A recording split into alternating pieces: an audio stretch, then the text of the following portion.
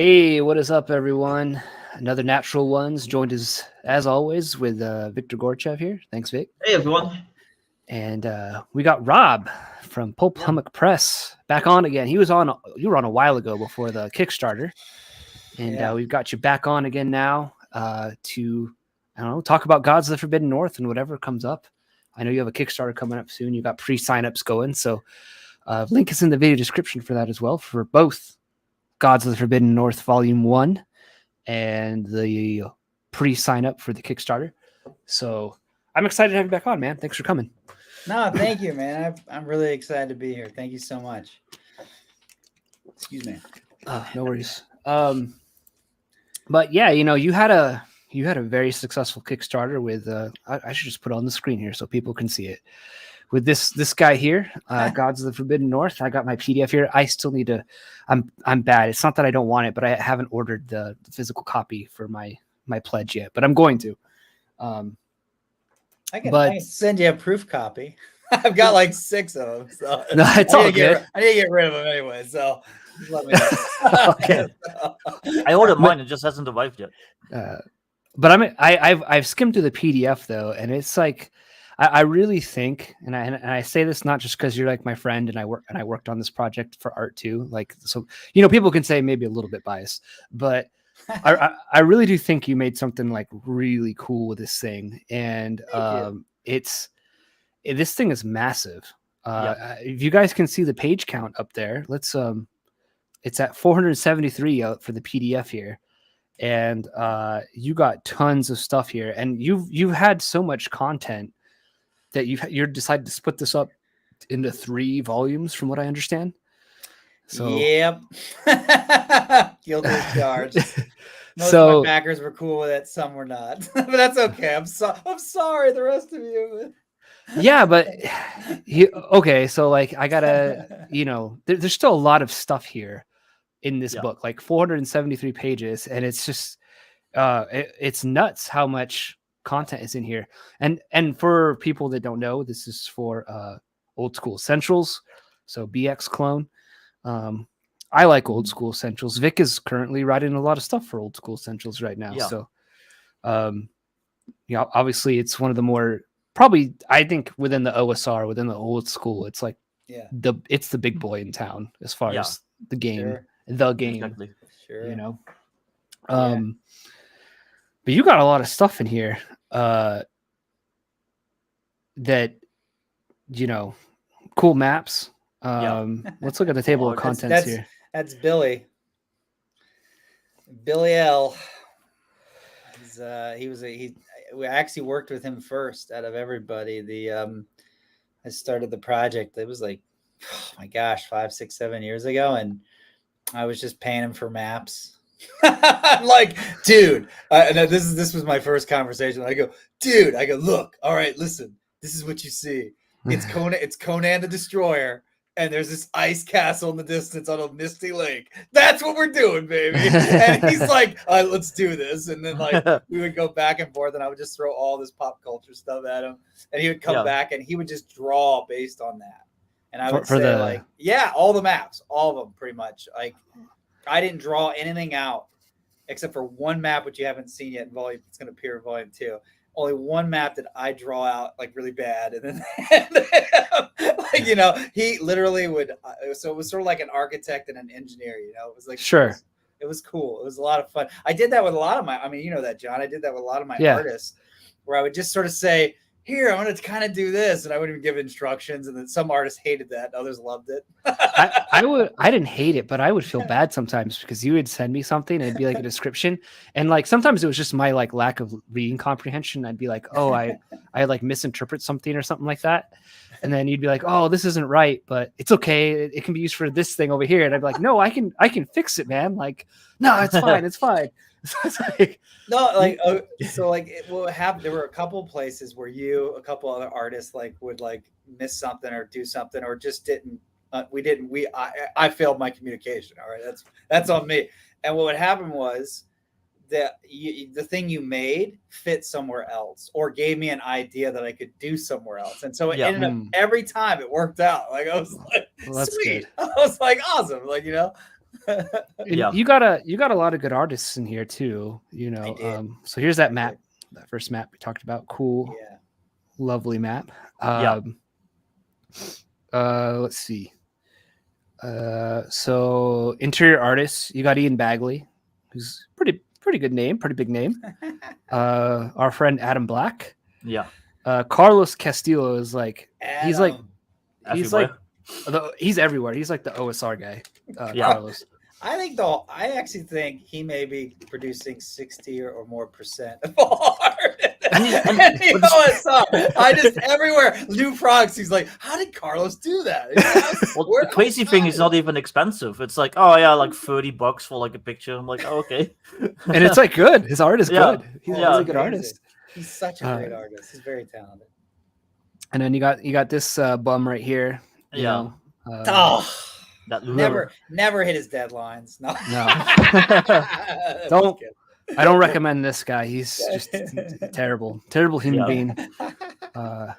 No, I loved a lot of your art, man. It was fantastic. I honestly, one of the things I set out to do when I did this book was I was like, you know, when you get a book and, you know, like there's like a really cool piece of art and then there's like that one that's like, and my goal when I was like, I don't want a single piece that's like a dud. And I think I did it. I think I pulled it off personally.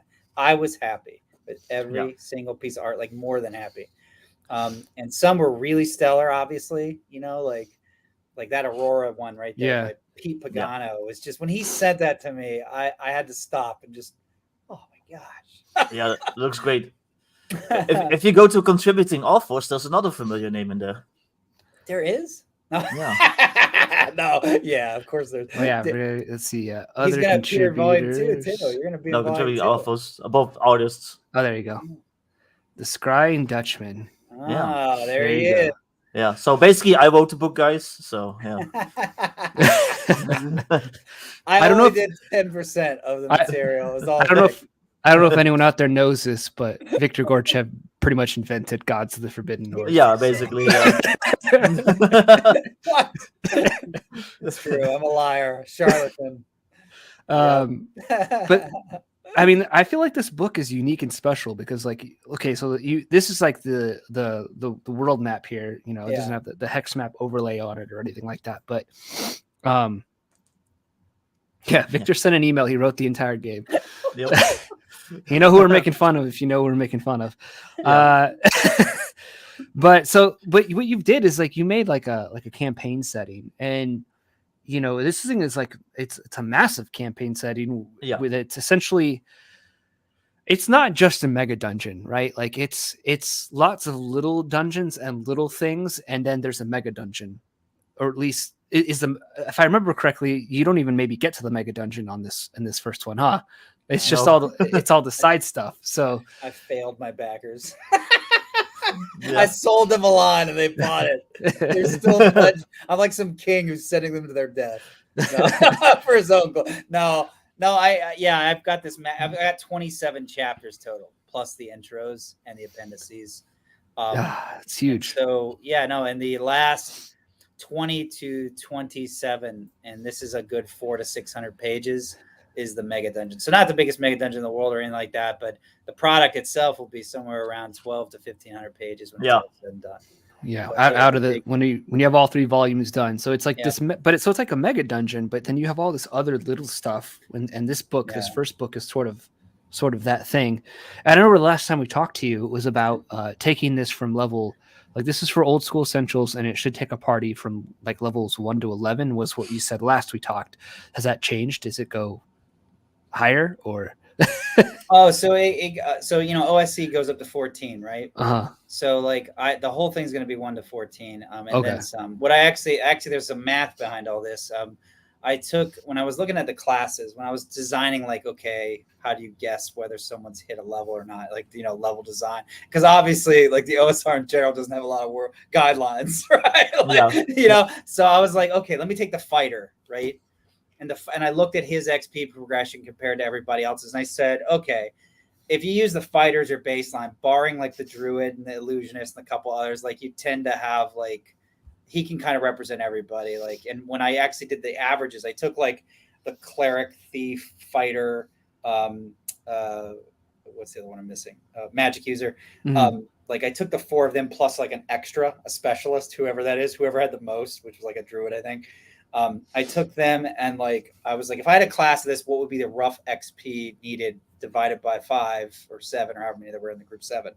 And I said, how many would it produce? You know, like, so I use that as sort of my gauge. And I realized if I just do 7 fighters, it's even better. So, so I just said a party of 7 fighters. And when I all is said and done, you will get to 14th level.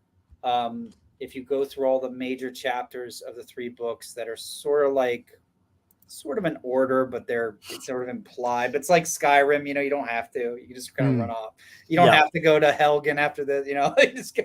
So I kind of wanted that there in case someone can't meet as regularly, so they could just like speed it up and just make it more episodic. But I also wanted there to be a big sandbox. So it goes to 14 now.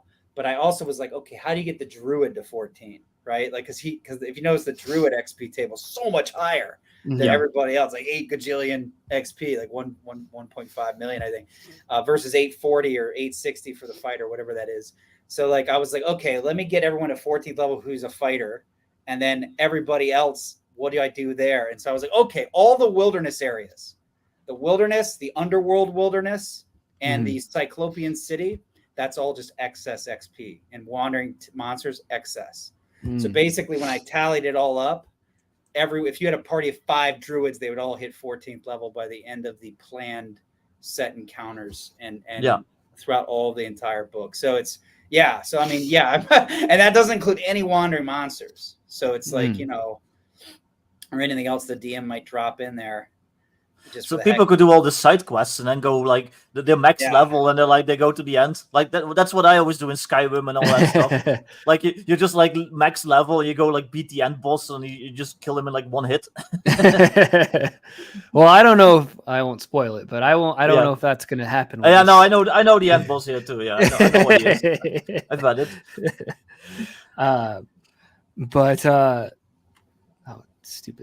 Stupid notifications from Razer. Get out of here. So you got a lot of stuff in here though. So I appreciate that this is like it's a whole setting. It's like essentially like there's some Carlos art. I can tell his style.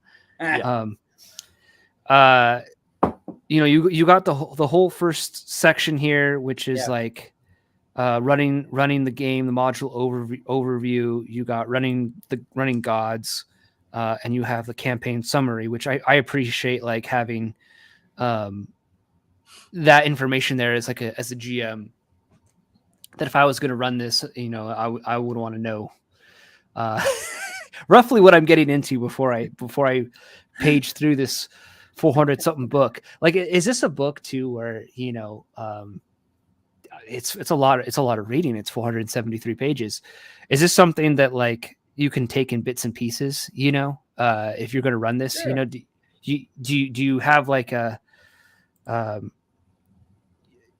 could you show these seeds, like if you read like the brief overview and summaries, and then be like, the players want to go here and do this, so now I need to go to that section and read that dungeon or whatever.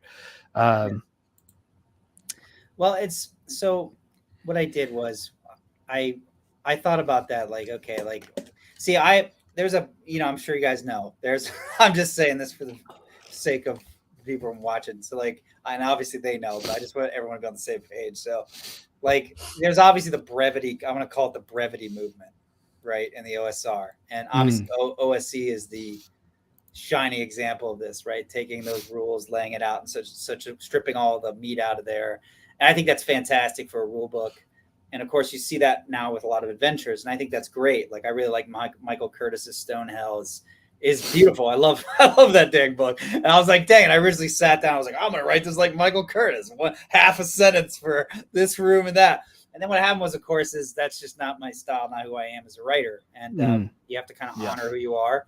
At the same time, you don't want to go on and on and on. You want to make things. So I think if you're going to have a lot of extras, you just got to have it organized. So my goal with this, I don't know if I fully succeeded, I tried my best, was to make this presentable so that it's digestible, and easy to use. Like I like Goodman game products have always been that way. I thought, especially the old ones, very simple, the way they organized like the encounter, like you could pick it up and skim it real fast and then run it right from there.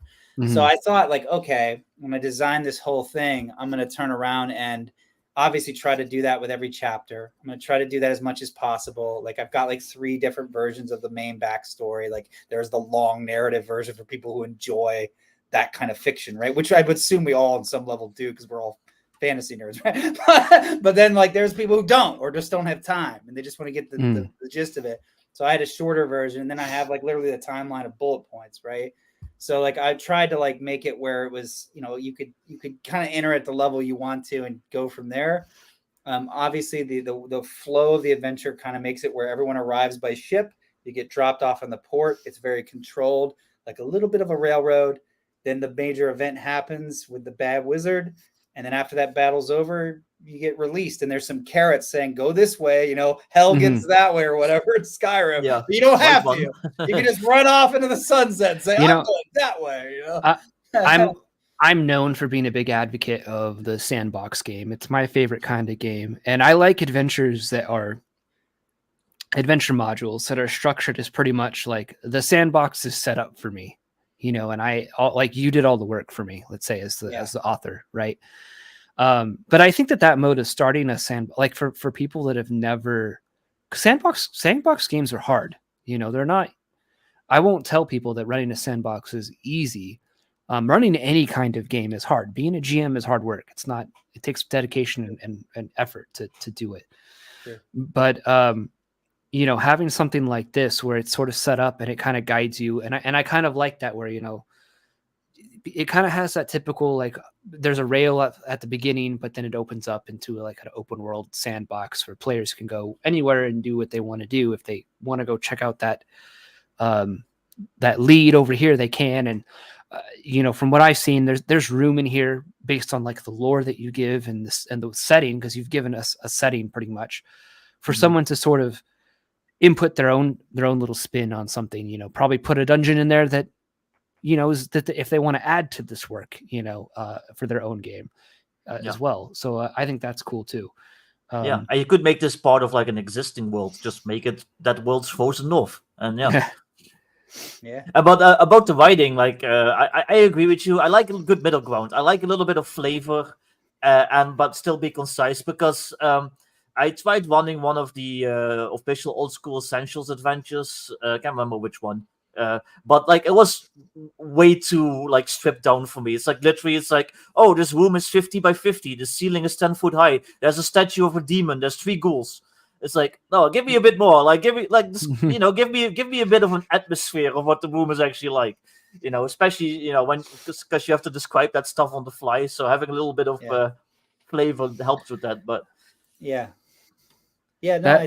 Sorry, go ahead, John. Oh, so that reminds me of like Palace of the Vampire Queen, because I've been using that one for my in-person game. It's been like almost a year. They've been inside the Palace of the Vampire Queen, which is like the second ever module ever written. Yep. That was published. There's obviously some that were before, but that one's very similar. You'd hate it, Vic. It's like here's the dungeon level map, and then here's how many monsters are on that floor, what they are, and then a little description. It'll say like a chest that teleports them to level 5 or something like that, and that's it. That's all you have. So, it's like at least be like, oh, a golden chest covered in eldritch wounds. At least give me that. At least give me something to bite into. But like, no. No, yeah. I think OSC in that regard is kind of gone back to like the early modules where like it's very stripped back as far as prose, I guess. I like this piece of art. I remember when I looked at this one's pretty sick. Someone goes, Vic's just not creative enough to describe a room. Yeah, I mean, if there's one thing I like, it's creativity. That's true. He needs to hand it to him on a silver platter, doesn't he? Well, you know what? My module's from Vic.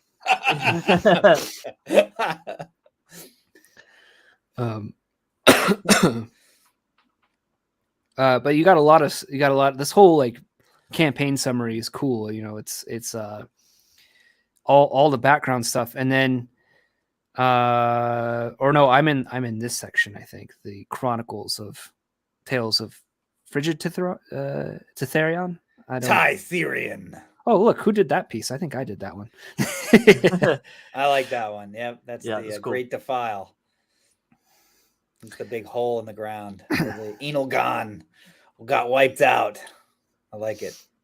That's a cool piece too. Some more cool art here. I remember when you sent me that, and I go, "Oh, that's going in the mythical chapter." You know, it's got to. Like, I was gonna originally put it in the wilderness chat, you know, the 5th chapter. Then when I saw it, I was like, "Oh no, that looks apocalyptic." I gotta throw that right in there. Yeah, it was so cool. And I did this. That was great. I love this one. You actually designed Balor. One of the big bads. Yeah, dude. Like, it was funny. Ian Bagley goes like this. He goes, "Oh, John's working on it already," and he goes, "I'll wait and I'll take his lead."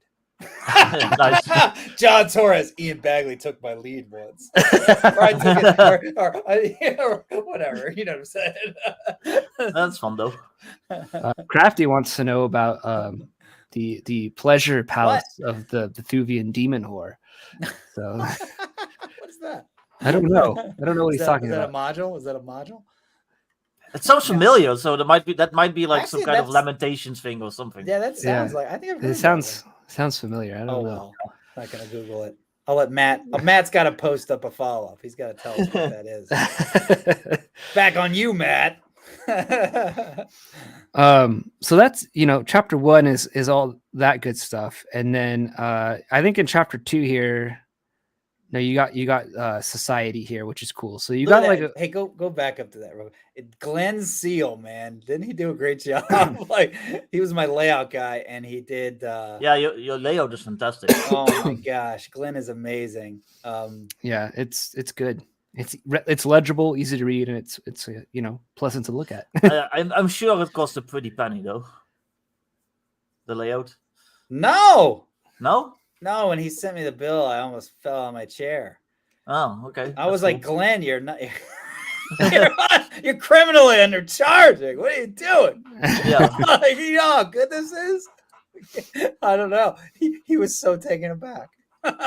That's one of the first things that stood out to me, the layout, because oh my gosh, yeah. especially since at around the same time I bought this other tabletop game that had like a Kickstarter that was similar to yours. I think they made like 35,000, and the layout was awful. It was like one of the worst layouts I've ever seen. And then literally like a day later, like you showed me like the draft of this, and it was like miles ahead of it, and I was like, yeah. And literally, like, you guys had like similar, funds. So I don't know. If Glenn doesn't win an award, I'm gonna give him one. Like that. Yeah. Like, he did such a good job on that.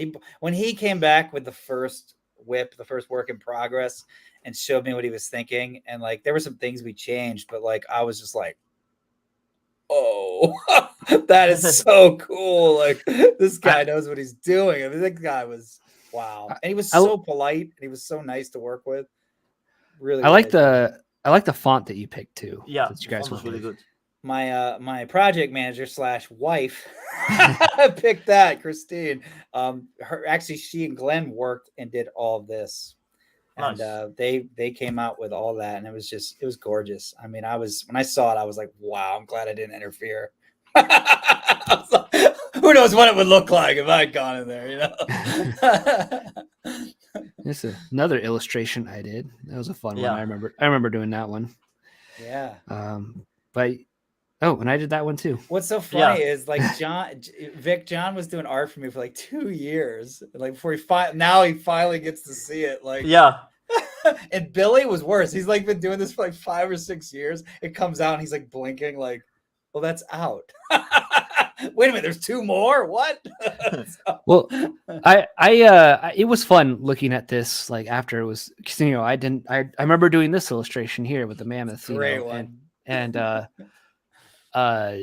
you know, so it's cool to see it on the page. Like when you told me it's a vertical half page, I was like, oh, I can envision like what it's going to look like, but you know, it's different when you actually like see it there. So Well, now I know you can draw mammoths. So when I do Doggerland, then You're coming back, John. yeah, Mammoth work in the works. Right. John Torres, the mammoth guy. If you need mammoths drawn, you go to John. yeah. Rhymes. But yeah, you there's just so much stuff here. So it's just like, we're not even in the actual adventure yet. This is all. I'm so sorry. No, no, that's more to my backers. like, oh, he's gonna give us this nice mega dungeon with nothing else. But I kind of figured as I was maybe because I was on the inside, watching this somewhat be made, and talking to you, but I started to see this less as like a mega dungeon, and it's a campaign setting to me. Like it's an entire like fantasy setting. Exactly. It's a campaign setting with a mega dungeon in it. Yes. Yeah. And then lots of other dungeons and an underworld and everything. So. Which I helped create in part, so I'm looking forward to seeing that. If you actually kept anything of that I wrote, I have no idea. No, yeah, a lot of it, yeah. No, it's I'm working on that right now, like cleaning it up, and but yeah, the next book's all about the underworld. It's like a second wilderness with a bunch of dungeons attached, and it's like we're still not the mega dungeon. So I think you're gonna like it a lot, Vic, and I'm probably gonna send it back to you actually and get you to like add more, and we'll just keep. Oh yeah, definitely. I can sit here and panic some more about how I suck, and you're gonna hate it. But gotta get it done. No, you had great ideas, man. Like I love it. One of the things I love was every one of my contributors. It really was like an organic process. It was very rare that I said do this and that's that. Like it was always whether it was an artist or a writer, I was like, here's what I'm thinking. And like sometimes I'd throw a little something at you, a little background, but like a lot of times I wouldn't, and then they'd come back and surprise me, and sometimes I would have to rewrite it, but like but even then all that fueled my ideas for this, and then it was just like this nice collaboration ultimately that I was so pleased when I read the first finished draft and about midway through the summer, and I sat down and I remember reading it going, holy crap, we're doing this. Like it didn't feel real, like and then when Glenn at the end of the summer came with the first like layout of it, and I was like, holy crap, it's really coming out. Wow, it's been great. It was so cool, and I got real excited. But I still get excited. Like even looking at it now, I really haven't looked at it much since it. I took a break. I had a month off and like just had to kind of recharge batteries. And I'm looking at it now, and I'm like, oh, it's so cool looking. I love D100 tables. This is great. Rumors table is awesome. Some cool art here. At one point, I was like, when I was doing that table, it was so funny. I was doing the table and like I'd gotten the number ranges wrong, and Glenn I've done back. He comes back and he goes, 0 to 4 supposed to stop at 20, and he like gently corrected my math, and I was like, you are correct, sir. I failed math. I've done that especially when we're doing D100 tables like this, where you want to have like a certain range for like per whatever, and especially if you want to weight it towards something else, maybe like it can. You're starting to do math, and you're like, oh, I can't do like simple addition and counting. This is this is embarrassing. But that's why I just stick to like D20s and stuff for my tables. I suck at that stuff too. But 1 to 20 I can manage barely. So chapter 4 is the first wilderness dungeon kind of thing, and so like these are all like full-fledged, adventures here. So what does this start? This starts on page 109. Yeah, that's the starter. That's the starter quest for that gets the players going. And what I did was I took a video game opening, and if you want to use it, there's an embedded character creation where like like when you play like I don't know, like Cyberpunk or something like that, and you walk up, you're like, man, I'm so tired. You throw water in your face, and you look up, and you're like, pick your face. Yeah. I did the same thing. That's cool. So I thought that was kind of cool, and then like. I always, to be blunt, like I've had bad experiences with the tavern opening. Mhm. you know, every D&D game has, like, you're all in a tavern, you know, like, oh, Yeah. it's like, I always find that the best openings are when you already are together and it happened off stage and you Yeah. have a goal already and you're just going towards it. I And agree. like, sorry, go ahead. Well, that's what I did with my last, with the current in-person game. Is like we sat down for session 1, and the players rolled up their characters, and then I was like, all right, talk amongst yourselves. How do you guys know each other? You know, come up with a story as to why you guys are traveling together, because you're going to be entering this village. I'll tell you what it is. Like, you're going to be entering this village. Tell me like your story about how you guys met. And the players, you know, they came up with this thing. There was a dwarf and a human fighter and a thief were the starting party, and so the guys playing the fighter and the thief were brothers in real life. So they're like, oh, we're friends, we're brothers in the game, let's say, too. And then we tried to rob this dwarf, and he had no money because he was like super poor, but he's a really good drinker, and we admired that, so we became drinking buddies. And now we tried to rob him, we became friends, and now we're traveling together, you know. So doing all the ne'er-do-well nonsense that players get up to. I prefer that too, but in one of the last games that I was a player, we were supposed to all be like part of like the same ship crew, and I designed my whole character around that. I kind of made like a Sinbad the Sailor type character, and then at the last moment, everyone else was like, "Nah, we're just like all separate. We don't know each other." So my character had like no reason to be there. I just had to be like, I guess he's just tagging along because he's curious, and it just sucked. It like ruined my whole character, and I hated it. So Vic was like, my 300-page backstory. You guys ruined it. Yeah, basically. Poncho Goblin says, you're finally awake. Yeah. We got places to go. The video game guy gets up, starts looking around, shakes his head. Yeah. They caught you trying to cross the border too. You like look around. I can't move. I'm stuck on this railroad. What have you done to me, Rob Alderman? Well, you need to install the mods where you have like prettier eyes and like all the custom hair and like bigger tits. So this beginning part here is I'm assuming that because they arrive on a ship, right? So right, and then right after this is when I start microtransactions. No. Yeah. Do you want to change your beard? Well, blue costs $1. Horse armor $2.99. There you go. Wait a minute, Rob Alderman's doing Wizards of the Coast scheme. What the heck? Comes with a VTT. I like the maps there. The vertical maps like that. I've seen it. I saw a couple of those because he sent me some for reference when I was doing art, and they're pretty cool. I'll zoom back in here so people can see better. Paul Simontelli. He's a teacher in New York.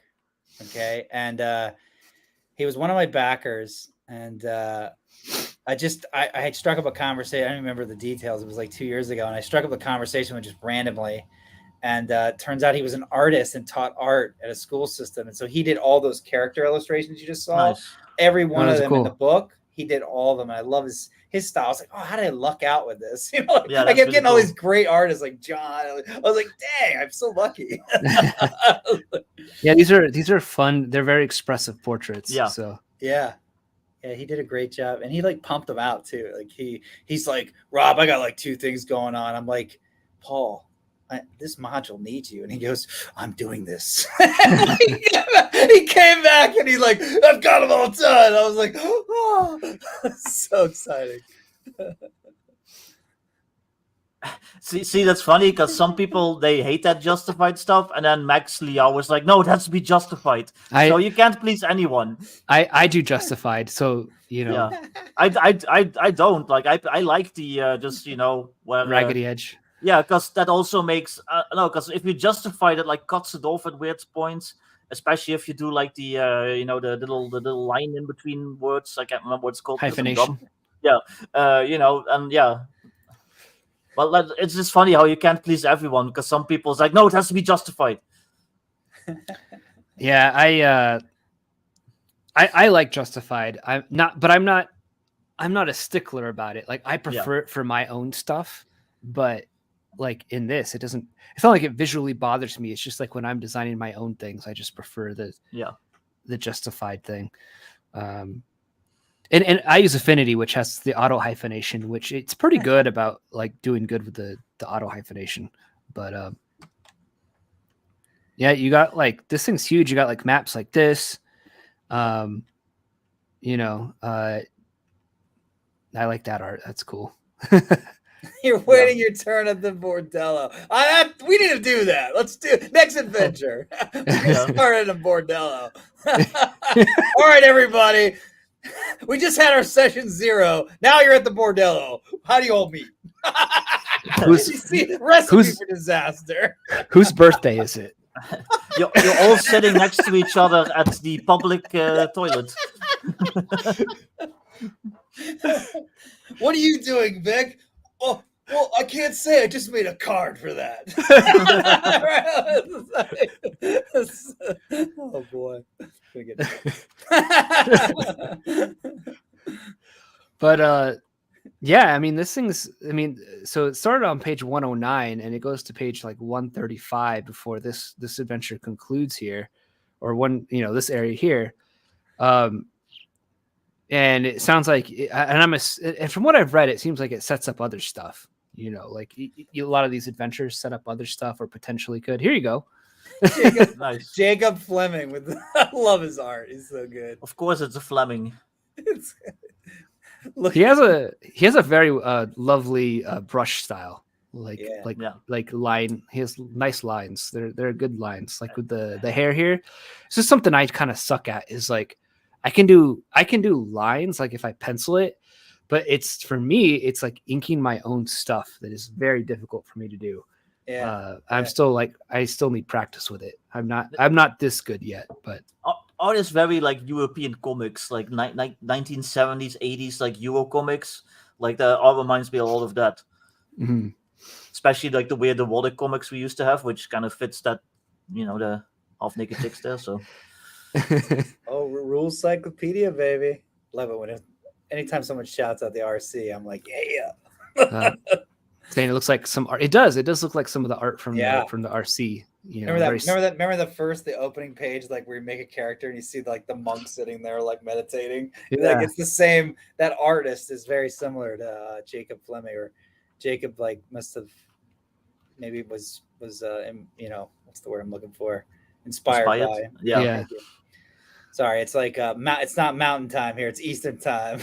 No, when a Dutchman has to tell you how to say a word, then you're in trouble. Right.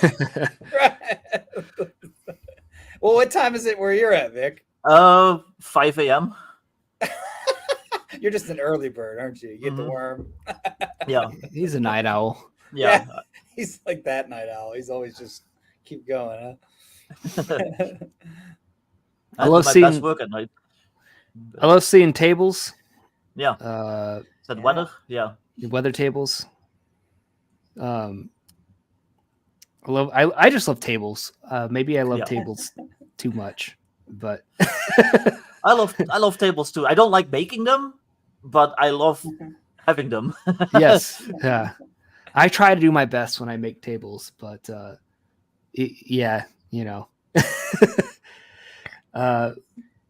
but so yeah, you got the second adventure here, which this one is it? I haven't looked at this one yet. This is the wilderness chapter, and so it starts out with all these weather and rule mechanics because it's the Arctic, right? Mm-hmm. So I knew I had to do something with weather. So it was funny story. Like to go back a little bit to just those weather tables and a little bit before that, my original weather system, showing my third edition roots, was 8 pages long. It's because I was trying to make it realistic. I did all this research of, I'm a professor. So I was like, I researched like how the weather works, what happens. So I had this like really ridiculously realistic, detailed system, and of course, way over the top for OSC, right? And so I hired Joel Hines. Guys, Joel Hines, like he just did what's the Water World one he just did? Sorry, I'm tired. blanking on the name of it. He just did Tide Water, Tide something of Manny, or Tide World of Manny, I think was the name of it. If I'm Manny, I'm probably jacking that up. But anyway, he Joel Hines had a bunch of great products, and he turned around and he sat down, he looks at it, and he's like, "Oh, Robert." he's like, "This is way too Pathfinder here. We gotta fix this." So he came in there and he came back and he like chopped it up and like typed it up. It was great. I liked working with him a lot. He came back, he tightened it up, and then I gave it one more revision to capture what I was going for. And then that's it. There it is. Boom. And it's a lot tighter now. And like I said, a lot of this was a lot of collaboration. It's really good.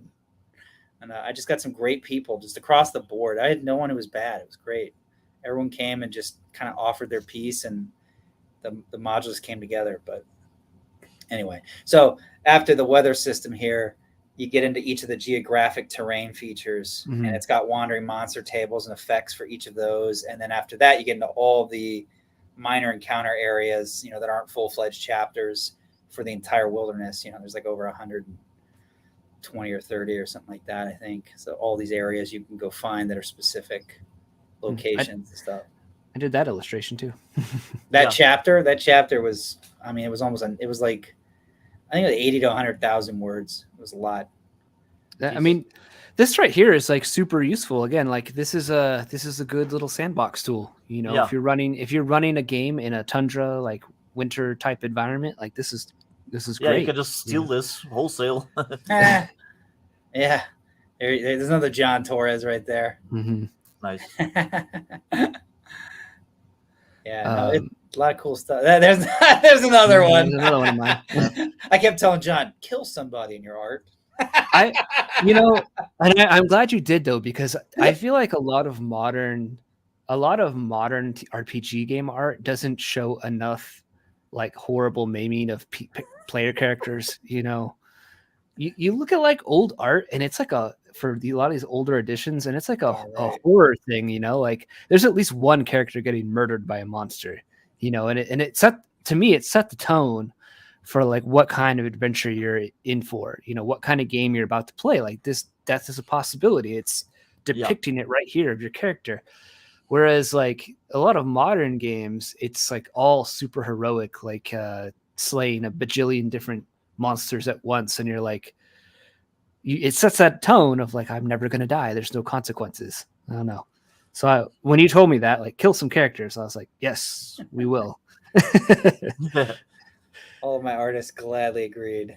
I was like, I need some more death in this one. Can you kill that guy? Yeah, sure. No problem. Yeah, that reminds me of like World of Warcraft, like Northrend. Yeah, that's cool. That's Jacob Fleming again. That's Braca Khan, my skeletal dragon. So how much? Who I very intentionally made rhyme with Shaka Khan so I could play it. If in my home game, I would play that song suddenly when it emerged. Khan. And then all my players would throw something at me. So how much would I break this whole adventure if I gave everyone AK-47s? It would still eat you, Vic. It would kill you. Nice. No. Loved your modern supplement. I did a video for it. It was fun. Yeah, I saw it. It was good. It's good stuff. Yeah, John. If I don't have it with me, but if I can get the link, people should watch it. That book was awesome. Sure. Yeah, I'll find it. Don't worry. I'll get it to you somehow. I want to find it some next year. That's going to be one of my projects. But yeah. We got more Ian Bagley here. This is what I think the first one I saw, and I think because I helped design what's his face Balor, because I thought this was Balor, like just in my but it was just like a knight, but I thought he looked so cool and evil, so I'm like, oh, that must be him. Like in my head, I don't know, it just like clicked. But then I kind of took it in a slightly different direction, but still. No, I love the curved horn thing. Yeah. I thought that was so cool. Yeah, I was really, when I first saw your picture, I was like, oh, I'm like, that's it. There we go, hex map. Yeah, I love hex maps. Poorly created by yours truly. No, it looks great. It looks good. What did you make this in Worldographer? Yeah, hex or whatever. Worldographer is what's called now. I used I used Woldographer in Makuhito for my map. You know, I had a very custom tile set that I made essentially or edited after the fact, but you know, it works. I love it. You know, The only problem was I after it got into the PDF and everything was put together by Glenn, I realized that it was just too hard to read. So what I did was, I mean, you can read it really, you know, if you get your spectacles going, but like so what I did was I released a color version with the PDF. mm-hmm. Like, so when you get it through Drive through RPG, there's a full color one that's like a full size separate file. So that way you can just ignore that one. So that'll be a revision down the road whenever I, you know, Yeah, I redo the errata and all that stuff whenever I clean it all up. I noticed that. I looked at them too, and it was good. I don't think anything wrong with it. Like, you know, Hexographer makes decent looking maps in my opinion. So they should have been blown up bigger or like onto the edge of the page or something. But I think even then it might have been too small. I don't know. I'm glad I at least noticed it, and I was like, okay, let me just attach the file as part of the download for free. So yeah, that's a cool one there. That's neat. Yeah, that's cool. One of the Tarngrak, one of the greater demons of the north, Showman Car. That's pretty cool. That's a cool piece. Yeah. A wolf. That's a cool illustration of a wolf. But more of those portraits you're talking about. Yeah, Paul. Yeah, and that castle. Yep. Castle I screwed up. It was the wrong castle. It worked out great because like it matched exactly what Mazos. If you go back a little bit, that's him. He's the kindly one, and he's really like a bad dude, you know. But like he's got this little tower, and like when I saw it, I was like, oh well, that's definitely not the. Oh wait, that's the kindly one's tower. I was like, I'll just use it for that. That's what I'm talking about. That happened so many times. And I was like, I can fix it. I can make it taller or bigger. You know, I can. No. You're like, no, it's fine. And I was like, okay. Oh, we're great. No, it was perfect. Yeah, no, and I was just like, oh, okay, I'll just go that way. It's like, that's a cool. Yeah, I like illustrations like this with lots of black. That's something I want to get better at, but I'm not. Just more practice. Yeah. Yeah, I was very lucky to have all the all the artists I got. Yeah, that's the Night Bear, Capia Nartok. Yeah, reminds me of Elden Ring. Stupid wound bears. Yeah, I told him, I said, give me a bear that's got to be like 18 feet tall, and it's got to have like black coal magma skin. That's what, and I said, make sure it's eating somebody. That's what he sent me back. Some more cool maps, but I'm hoping like just scroll. That's really cool. I'm hoping just scrolling through this that people can kind of like see, you know, okay, like you had to split this up into 3 volumes, but I don't know, you're still getting a lot of content in this. Like we're not even halfway through this yet, and there's like tons of information. Like again, it's a full on setting. So this is gonna take you ages to even run, like especially in old school essentials. This might be like already like a year plus campaign, just the first book. So so this is one of my favorite ones you did, John. I had fun with this one. It's so cool. That the Mines of like, Moria. Oh God, yeah, no, it was like you tapped into something visceral and like mythic when you did that one. And I was like, this is it. There's even Gimli there. Look at that. That's a great grouchy wizard. So it's like, why are you dragging me in here? Really, really good one. Yeah. And again, I love all the maps. Like there's so many. Again, like I'm not complaining. Oh, there's another one I did. I had fun with that one too. Entropy zombies. There's just, you know, there's plenty of in my opinion, from what I can see, material here to run. Like seriously, Palace of the Vampire Queen. It's like a 5-level dungeon. I think I bought the PDF of that for like $4 because Priestess Intermedia re-released it, you know, and we've been on that for like over a year at this point, of them just trying to clear out every room, learn everything they can about that dungeon. So like when I see something like this and it's like that's like a 30-page dungeon that's like super minimal, five levels. Like there's been more than enough content there for us to have fun in this for like a year already at this point. So I don't know, people that are giving you if they give you a hard time about this, I feel like, I don't know, maybe try playing it, because you're probably not going to run out of things to do before volume 2 comes out. Yeah, basically.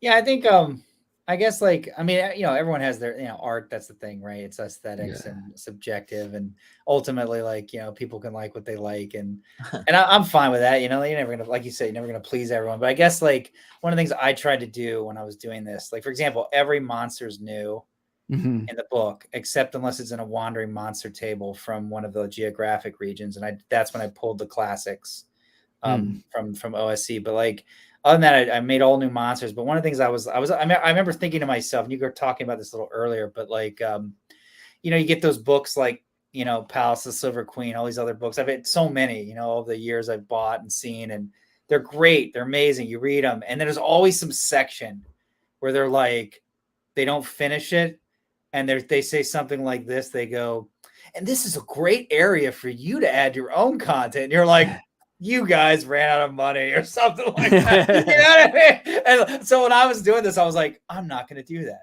I'm going to make sure every nook and cranny is like totally, it's got something there. Like, and if they want to ignore it, they can ignore it. I was always disappointed when I would see that, Rex Steele says, I can't buy this book yet, but it's very high on my list. This just looks like another one of those products that is pushing for higher standards in adventure design. And I would agree. Thank you so much. I really appreciate that. I put a lot of work into this sucker. So if you made it, I'm gonna die. I think if let's say TSR released this in the 80s, I think it would have been like a classic that people would still play to this day. So thank you, Vic. No, I really appreciate that. I wanted it to where I sit back and I forgot I wrote it. That was my goal. Like, I would want to buy this book, and like, that's how I feel. I don't think it's perfect. There are things I now wish I could go back and, tweak, everyone's always a perfectionist, right? But I feel really good overall about the book. And I look at it and I just go, man, I had a hand in that, like, it's really cool. I feel proud of it. So I'm excited, and people don't have to like it, that's fine. But I want the people who do to really get a lot of fun out of it. Cause I think it's a fun book. I think there's so much in there. But it's a lot of gold here. Here's some monster XP, some treasure that you earned during this adventure. Just in the gold alone, that's enough to almost get a fighter to level 1. It's 1,961.5 XP. If they have any XP bonuses, I don't remember if OSC does that. I've been doing a lot of white box stuff, Zero E stuff. So like, the XP bonuses from prime attributes and wisdom and stuff like that. But, just that one adventure, if you're able to collect all that gold, that's just the gold itself is enough to get you to level 2 for a fighter. Pretty close for a magic user, and cleric is definitely leveling up. And that's not even counting the monster XP there. Yeah. That'll tip you over the edge probably right there. So there's I tallied up at the beginning of the book. I think there's like 790,000 in preset encounters of XP with the monsters and the treasure total, and then of course that doesn't count wandering monsters. So I've got a total figure somewhere, not on me, but for all 3 volumes right now. Nice. So like I'm trying to get it to where 5, like I said, 7 druids can all hit 14th level. None of that we break off at 11th and everyone quits. But this you're gonna get your 14th level druid. This is something like for my own adventures that I've written, because I'm not very good at writing adventures. They're really hard for me to do. Like, I can run a seat of the pants game and have a good time, but like if you're writing an adventure, this is actually a very useful page to put in it, because it's sort of like, if the players get through it, like roughly what level they're going to be as they get out of it. And then if you're going to link it to another adventure here, you'll probably know like, oh, this is going to be a TPK, or, oh, they might be able to handle that, Yeah. So, So I think something like that is a neat little page here. Yeah. I might steal that idea from you Well, for my own adventures. I think I stole it from Goodman Games. I think because they always had that. Like they'd have these even tournament style ones. If you ever look at their DCC or early modules, I haven't looked at their recent ones lately, but like I owned all of their like their first like 60 modules, Castle White Rock, but they used to have these tallies. And I used to think that's genius. So I just stole from them. That's all best practices. I carried on, When I wrote the draft for the part that I wrote, like I just used the standard OSE treasure things. It's like if you search here, it's like D type treasure. But I knew you were gonna change it. I only did that just kind of to like get in the right mindset of like what kind of treasure or whatever should be there and what the room looks like, what the vibe is. So I really love Vic's contribution. I think it's the next chapter. If I'm not mistaken. 2. Yeah. It's the Barrow Maze, or Barrow Maze. I'm thinking OSR stuff, right? Yeah. I was actually flipping through Barrow Maze the other day. I love that dungeon. Anyway, the Barrow of 8, which of course is a little bit of a riff off of what's Glenn Cook's trilogy, The Black Company, right? Yeah. They got the Barrow Land and the Barrow Downs or whatever it was called, and the lady and the Taken. And I was kind of like, Draugr, Taken, Yeah. And I was like, Vic will do this well. Oh yeah, I love Draugr, like, so yeah. Another one of mine there. Yep. That was a fun one I did. You got a really good one in this. That's a good one, but there's one where you have like this one. Yeah, there. The Descent. Yes. I actually researched barrows, like how they're like constructed and stuff. So that's how I got to like that stone circle at the top. That's like covering the wood and stuff like that. So yeah. Yeah, I loved what you did. All the Draugr were his creations. I tweaked them after within revision stage, and it was like he had some really cool ones. So we got this one like encounter where like the archer one is like you start. What happens is you've been set up and the players get used to knocking down each, brick little entry. It's been sealed up, and they get to this one and they start knocking it down. They get a little bit of it knocked down. Suddenly an arrow flies out and hits someone in the face. Yeah. There's an illustration. Right. So like you're trying to like open it up, and as you open it up, his cover like decreases, and you can eventually get in there to him, but he's just so like little cool things like that, they're kind of be fun. I eventually ran out of Draugr, so I was like, you know what, I'm just gonna put a giant rat in this one. And then I came up with the whole thing, the rat having eaten the Draugr, so now with the rat is like all eldritch. And I was just like, I can't think of any more cool Draugr. That was great. I like Carlos drew it. It's back a little bit. He drew the little rat. I think it's up. Oh, is it up? Yeah, I think it's earlier. I think it's still. Let's see. Did we stick it in there? Did it make? Oh, did it not make the cut? Oh, where did they put the rat? Yeah, it's got to be somewhere. Where'd the rat go? Now I gotta like skim through the whole book looking for the rat. No, there was like a little Carlos Castillo did it. I gotta like. And I think I put like poisonous mushrooms or something in one of the chambers. I can't remember. Maybe they was it plants? I don't know. Maybe Glenn put him in another chapter for some reason. That's possible. But wherever that rat is, if you find it, that's actually Vic's rat. That's what it originally was. Yeah, I had a lot of fun writing that. I wanted to do more, but then you were like, "Hey, Vic, you want to work on the underworld?" I'm like, "Sure." Did you see the comment, Vic? You're getting sassed, Vic. I can describe a room. I can do it for fine, but it just helps if there's like a little bit of like stuff to bite into. All he can do, is design Draugr. He doesn't know how to describe rooms. It's also just fun to like read like cool like flavor text, in my opinion. Like I don't know, it gets me in the mood. Do you guys remember that movie? Was it Derek Zoolander? Yeah. Remember, he's like he's not an ambi-turner. like Vic can do Draugr and Undead all day, but he can't describe rooms.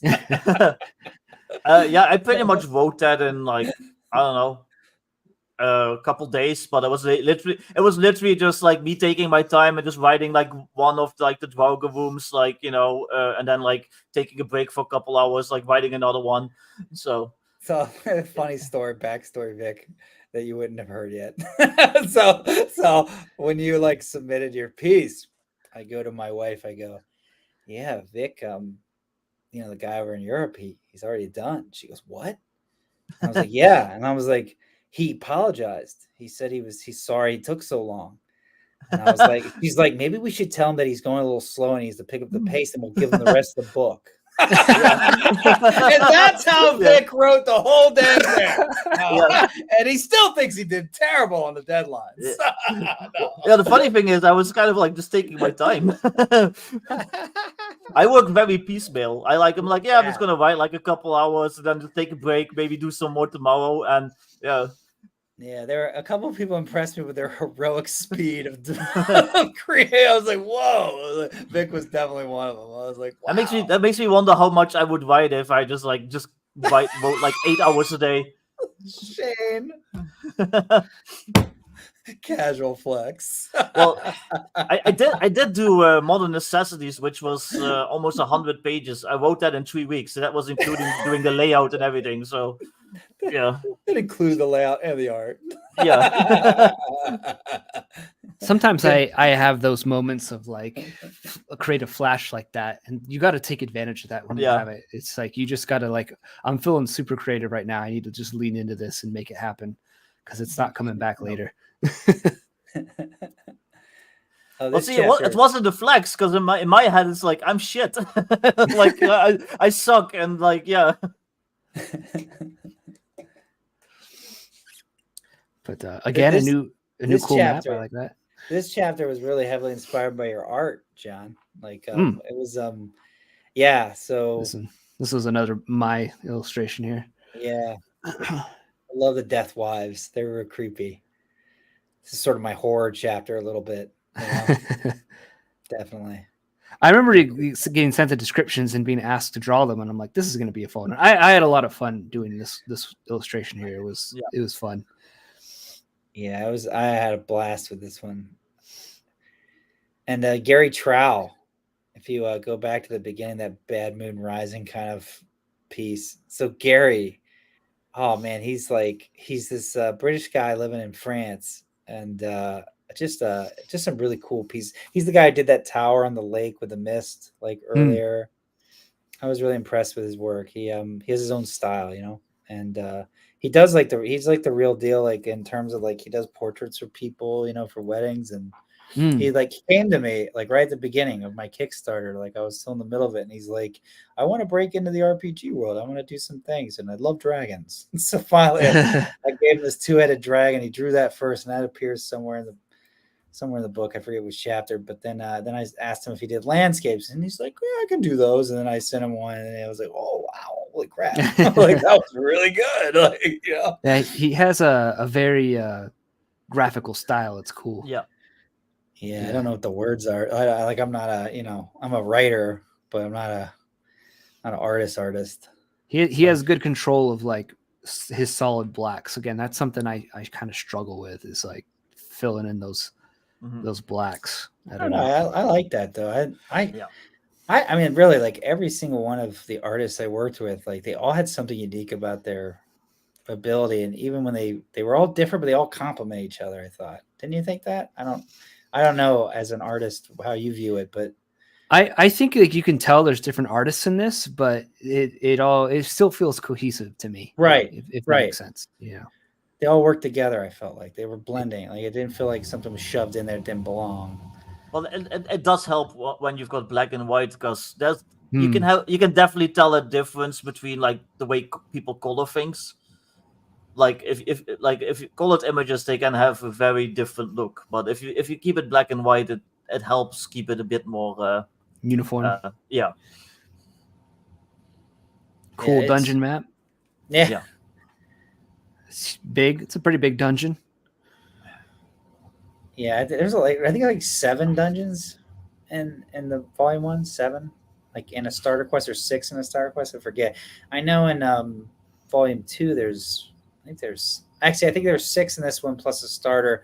There's 7 in volume 2, and then there's the big castle, which is huge.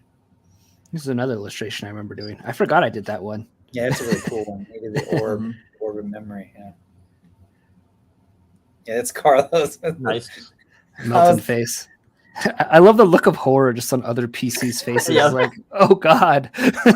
Carlos really leaned into the killing players instruction in particular. He very relished it. Yeah, and he's great to work with. And I've hired him for some of the stuff in my book. So, and he did. I had never seen him do the modern stuff before. I loved it. Yeah, I wasn't even sure if we could do it, but I just asked him. It's like, hey, Carlos, I'm interested in hiring you. Can you do modern? And he's like, yeah, sure.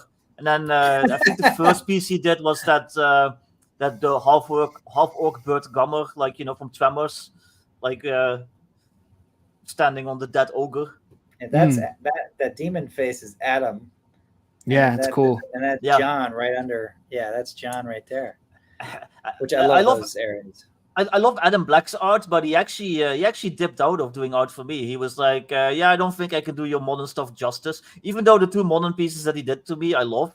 But then he introduced me to one of his friends who's actually doing a lot of art for me now. And so, I mean, I'll take it. Adam's really talented. I think he'd gotten like an IT job, and I think he was sort of semi-retiring from art, like, or at least from my understanding. I hope I'm not misquoting him, but like he basically was sort of like, he told me on the phone, we were talking on the phone, and he was like, I only work now for people I've already worked for, and it's only if I feel like it. So, I think he was doing comics since like the 90s. So he's been doing it a while, I think. He's really funny on it. If you get him, like, you should get him. I don't know if you ever had him on the show, but you should he's really funny. I mean, I'm down to talk to anyone, and I'm friends with him. I'm friends with him. We talk a lot. So he's really good. I was dying laughing when we were on the phone. I was like, this guy's great. I want to run a game with this guy. There's another piece I did. That was a fun one. Yeah. I had it. It was like the Curse of Balor. It's the Curse of Balor. Yeah. Well, I know there's the evil cordyceps in the underground that I helped write like the source of that. The spore. Yeah, the master spore. Yeah, that's gonna appear in volume 2, baby. Yeah. It's coming back. Yeah, this is a cool. So this chapter is funny. I had a group play test it, and a guy named Bruno ran it for me. Very gracious of him to do that, and he ran it for me, and he came back with some really great feedback. And I had shoved too much into one area, and so I stripped out one of the elements and then kind of improved what basically it was like too many creatures with spell slots, dumb it down. So like things like that would come and happen at just the right moment. And now I'm really, really pleased with this tower. I think it's really, really nice. It has just enough content that it's really solid, hopefully. Tower dungeons are fun. Yeah. That assault on a wizard's tower or whatever, like those are classic. So. Yeah, I'm putting one of those adventures in the updated modern necessities. I literally call it Assault on Black Fang Tower. So nice. I'm looking forward to writing that. Oh, there, another one of my favorites. That was another one I did. I had Ashuraga. Yep. I had a lot of fun with that one.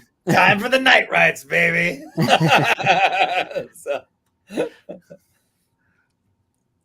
Yeah, that was a fun illustration to do. Yeah, I had a lot of fun with that one. Yeah, it's cool. That's your Aztec blood coming out.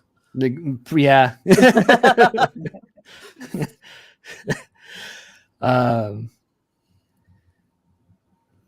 I just love his brushwork on. Yeah, that's a cool. I love. So if you end up reading this chapter at one point, like there are these like 8 greater demons that are throughout the wilderness, and they're sort of like my kaiju, I wanted, like, remember like Final Fantasy 7 where the big weapons burst out and they start storming around. So I was like, you gotta have that, right? You can't just not have that, right? This is, like I said, the pop culture stuff from like all my childhood, right? Yeah. So being raised on like TV and video games. So I was like, I gotta have something kaiju like. So I was like, I'll have these things called the Tarngrak. And I think like Tarngrak, if I remember right, was sort of like a mix of 2 words from like Inuit culture that something like that. I did something, I can't remember. I have to look at my notes. But basically, they're these mighty demons, and they worked for Balor at one time, and they actually served something much older, much more evil, far before that. And so they're still out there, and you encounter, I think 5 of them in this mod. Yeah, 5, and there were known as 8 of them. Right, there's these 8 of these Tarngrak, but there's this 9th one that used to be in Balor's position until he vanished like 30,000 years ago, which you can read about in the history. And he's the spider, and he's the most powerful one. So he's actually in this tower, and he's in that orb that the guys are like, oh, yeah. And like the players can accidentally release him, and it changes the course of the whole campaign. Nice. He busts out, and he's like, extremely powerful, like 18 hit dice. And so like if he comes out, like it's like, oh, we're on like Donkey Kong, baby. Well, time to roll up new characters, guys. I think I said like in the description where it's popping out, it's like something like, this is a good time to telegraph to your players they should run. Yeah. But it's kind of cool. So what you're saying is that when I run this with my modern rules, bring a lot of rocket launchers. Oh yeah, no, it's like Doom 2 or Doom 1 with the spider demon mastermind, like the cyber demon. Yeah, the cyber demon, yeah. So Terry Venata, okay, that's a cool piece. He did the covers of the books, and he did a lot of, not all of, the Tarngrak concept arts, and then he did a couple of these spreads. Mm-hmm. And he was an ex-Marine. Although they say once a Marine, always a Marine, but he did this one, and I thought, oh, that's so cool. It is really that's cool. awesome. And that's of course going to be in volume 3. That's that location, it's kind of hinted at, and that's sort of the direction of everybody. The cult of the Magoth are kind of trying to find the Versant Cube. Didn't I write something with like a monolith held with chains with a demon in it? Is that the image? I don't know. I think I remember something with like you did the megalith of Yetzirah, which is where if you slaughter any of the Tarngrak, what happens is they're not dead, their body's destroyed, and their spirit goes back to the megalith. But in volume 2, they can accidentally let them out. Yeah, I just remember writing something with the megalith and with like chains and like a bunch of stuff. Yeah, and then the spider can go release them if it's free. Nice. So if you release the spider and you kill the Tarngrak or 2, guess what? It goes back and picks them out and says, "Let's go get them boys." Yeah. They're hunting us, run. So in the appendix here, like Appendix A, is this just like all those new monsters that you made just sort of relisted here? So that's really cool. Well, this is actually their I put their stats where it was like, and like usually a superscript with an A with the bolded name of the monster. So say like, a Barrow Creeper appears. So like you got Barrow Creeper where it appears in whatever chapters or wherever, and it'll have the superscript, and then okay, and then the stat block's there for your convenience. But if you want to like find out about like its lore and its background, what it is, this is sort of like your monster manual, and then it repeats it. And the NPCs are in there too. It just tells you where they're at. And then you can usually go to that section to find their information. But yeah, I think when it's all said and done, I'm going to have somewhere around 300 to 400 monsters, maybe more. Nice. All unique. That's you. Yeah. Okay, so it's a setting book with a mega dungeon and a monster manual in it. That's what you've made. I mean, yeah, like kind of overshot the mark, huh? That's cool. I mean, like I'm I backed this, and again, I'm a little biased, but I'm not upset that you don't get to the mega dungeon quite yet in this, because there's plenty of content here, and then all these extra monsters that you get. Like even if you don't want to run this exactly as it's written, or you would just want to steal parts of this, like there's tons of stuff that you could just drop into your own game. Yeah, exactly. It makes it multiple like utility to this. There's a ton of monsters, and there's even new stuff for hazards and stuff if you want to use them. Like I even went into like diabolical possession, like conditions and stuff. Like there's all kinds of stuff in there. Yeah, you got, it was fun. Yeah. Magic items, and it says magic items and spells. So did you write new spells too? Yeah, there's like four or five of them, I think. Something like that. I think Cool. 5. But they're mostly bad guy spells. So, you know. That's fun. Like, I think there's one, it's like, what does it do? I think actually there's a way to turn an undead creature, if its body is not composed enough, back into a living creature again. Ah. There's some cool little, there's a parasitic soul's a good one. That's pretty cool. There's a reversal for it. But it's mostly, you get it from this guy named Morkal, who's this tomb you're trying to get to. And he's got this black book, which of course has these forbidden spells in it, all necromantic flavored and all that. And so, you know, your players can get it and they were like, ooh, tempted by the dark side. So gotta always throw that in there. You know, like, Alchemic says, Gods of the Forbidden North. Instructions unclear. First, you must invent the whole world and everything in it. yes. I know, right? I broke the cardinal. Start with 1 hex. Yeah. No, we gotta do the whole world. Wait.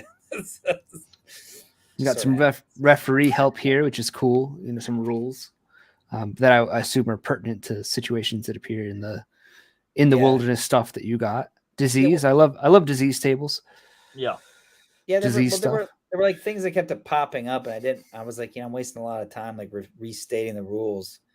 So I was just like, you know, I'll just make an appendix and just reference it, you know, and boom, there you go. So that's how that one was born. like hyperthermia and all that, and hypothermia too. And I think one of them, the hot one, is in the volume 2 actually, because it doesn't come up in this one, but I moved it to there.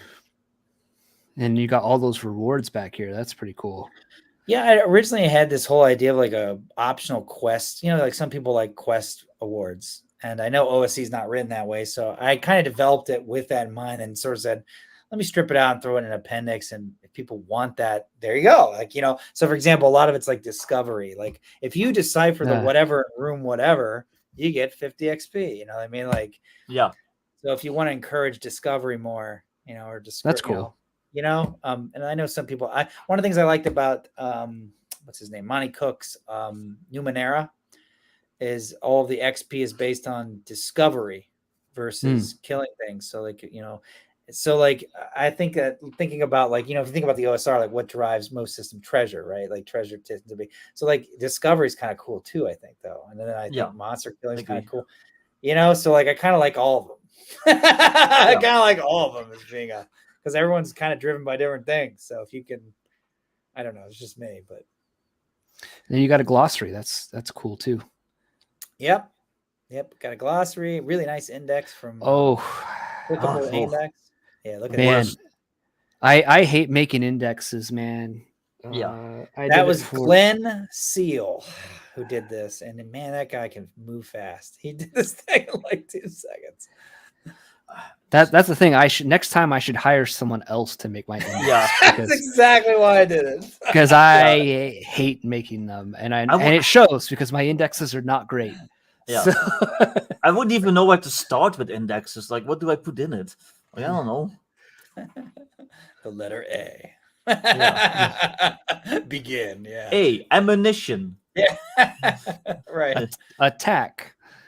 Assault rifle. He did great. It's all clickable too. Like, you know, I love the PDF. Yeah. He did such a good job on this. Yeah, I like that. I was like, dang. So Victoriac. Let's go to 452. Boom. So there you go. Yeah, cool. I was gonna put an index in my 5e book, and you know what? I completely forgot because I hate it so much that I didn't even think about it. Just blocked it out of your mind, huh? Yeah. But nobody said anything, so I'm like, okay, whatever. You got a lot of backer names here. I'm gonna be doing that soon for my project. Huge thank you. Putting names in. Yeah, the real heroes of this book, because it would not have happened if they hadn't helped me.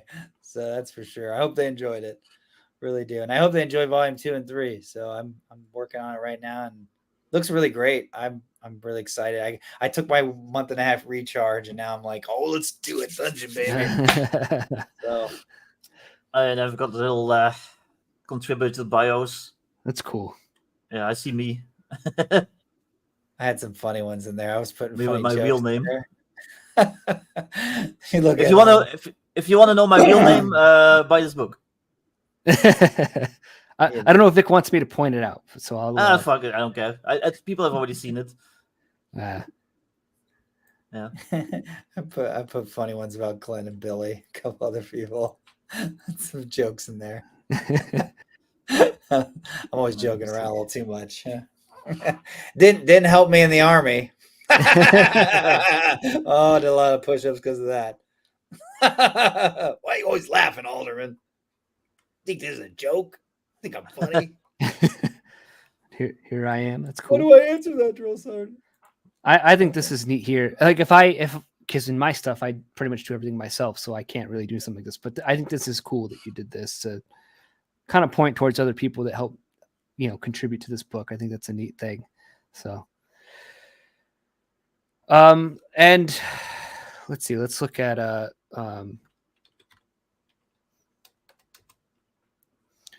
want to go to your website. Wait, you did XP for slaves? I did.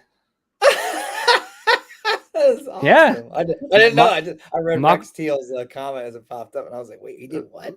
Makuhito has XP. So my Aztec game that just funded, it has XP for capturing people alive and bringing them back to your city state for slavery and for sacrifice. You get more XP. Who was it? Who coined hearts for XP? Was that me? I can't remember. Someone's like, I don't know if you did, but people are starting to coin it at hearts for XP. So instead of gold for XP. So. Get a village, sack a village, hit level 2, baby. Yeah, and then I provided an example XP table in Makuhito for like if you raid a village, you'll get this much XP. If you defend your village or your town from an attack, you get this much, that kind of stuff. So I'm so glad I backed this project.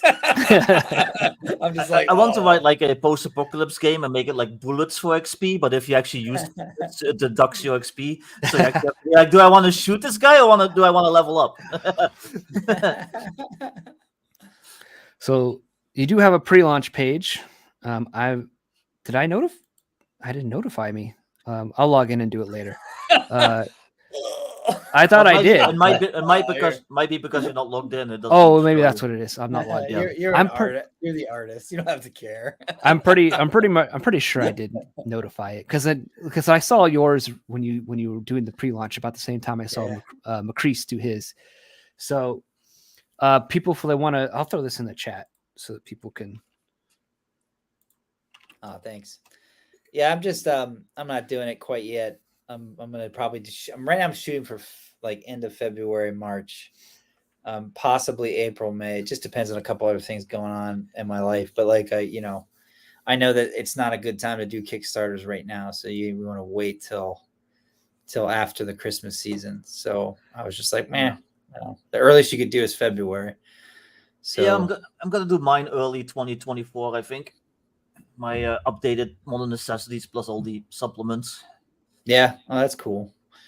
Yeah, I got it all set up. I got the page all set up. I learned a lot, obviously, from the first Kickstarter and the fulfillment. It was just totally brand new to me. I mean, I'm sure you know what I'm talking about, Vic.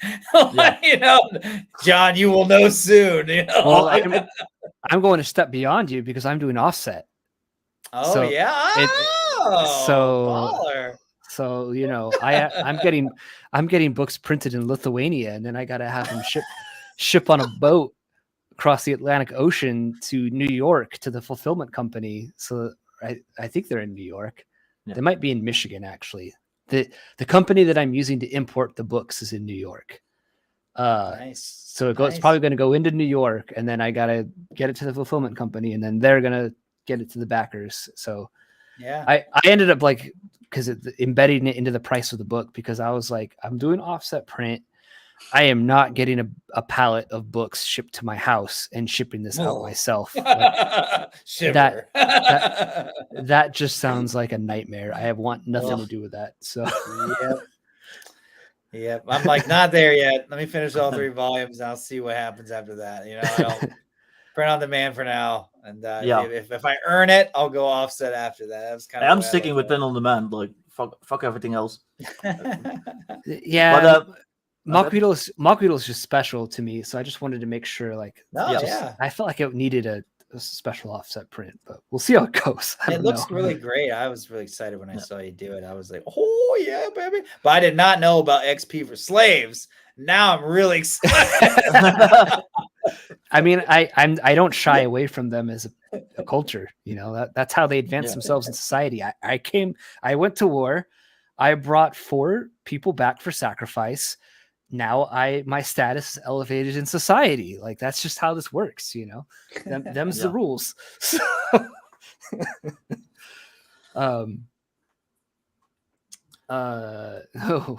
Reactionary Mr. Max says Raggy does it. It gets the books to his home and ships them from there. That just no, Greg does it too. No, thank you. No. Dueling Dragons. Yeah. The fulfillment company I found, though, they'll store the books for me for a very reasonable monthly price. And so I'm going to be able to sell the books that I have left over after the Kickstarter, onesie twosies, and they'll just store it over there. And I'll just tell them, like, here's an order for a book. Please ship it out. And they'll go, okay, thank you. Thank you. Here's the book. It's being shipped out. And then I don't have to do it. It's great. Yeah. That's just no point for me, because I would have like all the books here, and then like 90%, if not more, of my customers are in the US. It's like, oh yeah, let me ship you a book from the Netherlands. Like, no. But yeah, I'm excited for Volume 2 and Volume 3. You know, I'm looking forward to seeing more, because I think this is the kind of stuff that's super neat to see. You know, it's new monsters, new spells, new magic items, like dungeon maps. That's all good. I think useful stuff. And like I said, it seems like it's set up like a sandbox. And again, me being a proponent of sandbox games, having you do all the hard work for me in setting up the sandbox is really nice. So yeah, if I want to do that, you know, so that's really cool. I don't know what else to ask. My brain just fried right now. I'm sorry. No, that's well, let me talk about. I'll talk Volume 2 real fast. So it's really cool. Is I don't know. Some of you might. Maybe I said this last time I was on here, but I'll say it again. When I was, you know, I was a big fan of Necromancer games and Frog God games. Eventually, that's what they became. Bill Webb and Clark Peterson and you know, Rappin Athuk, but I always call it Rapanathuk. So they're wrong. What do they know?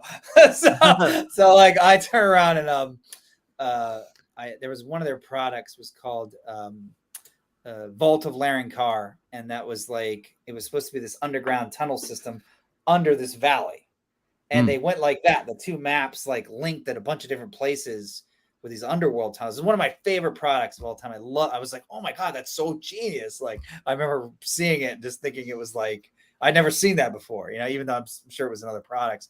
And so I got the idea of that for this at one point. And then, so that's what Volume 2 is, basically. It's this massive, gigantic, huge Billy drawn, like, underworld that goes under the continent.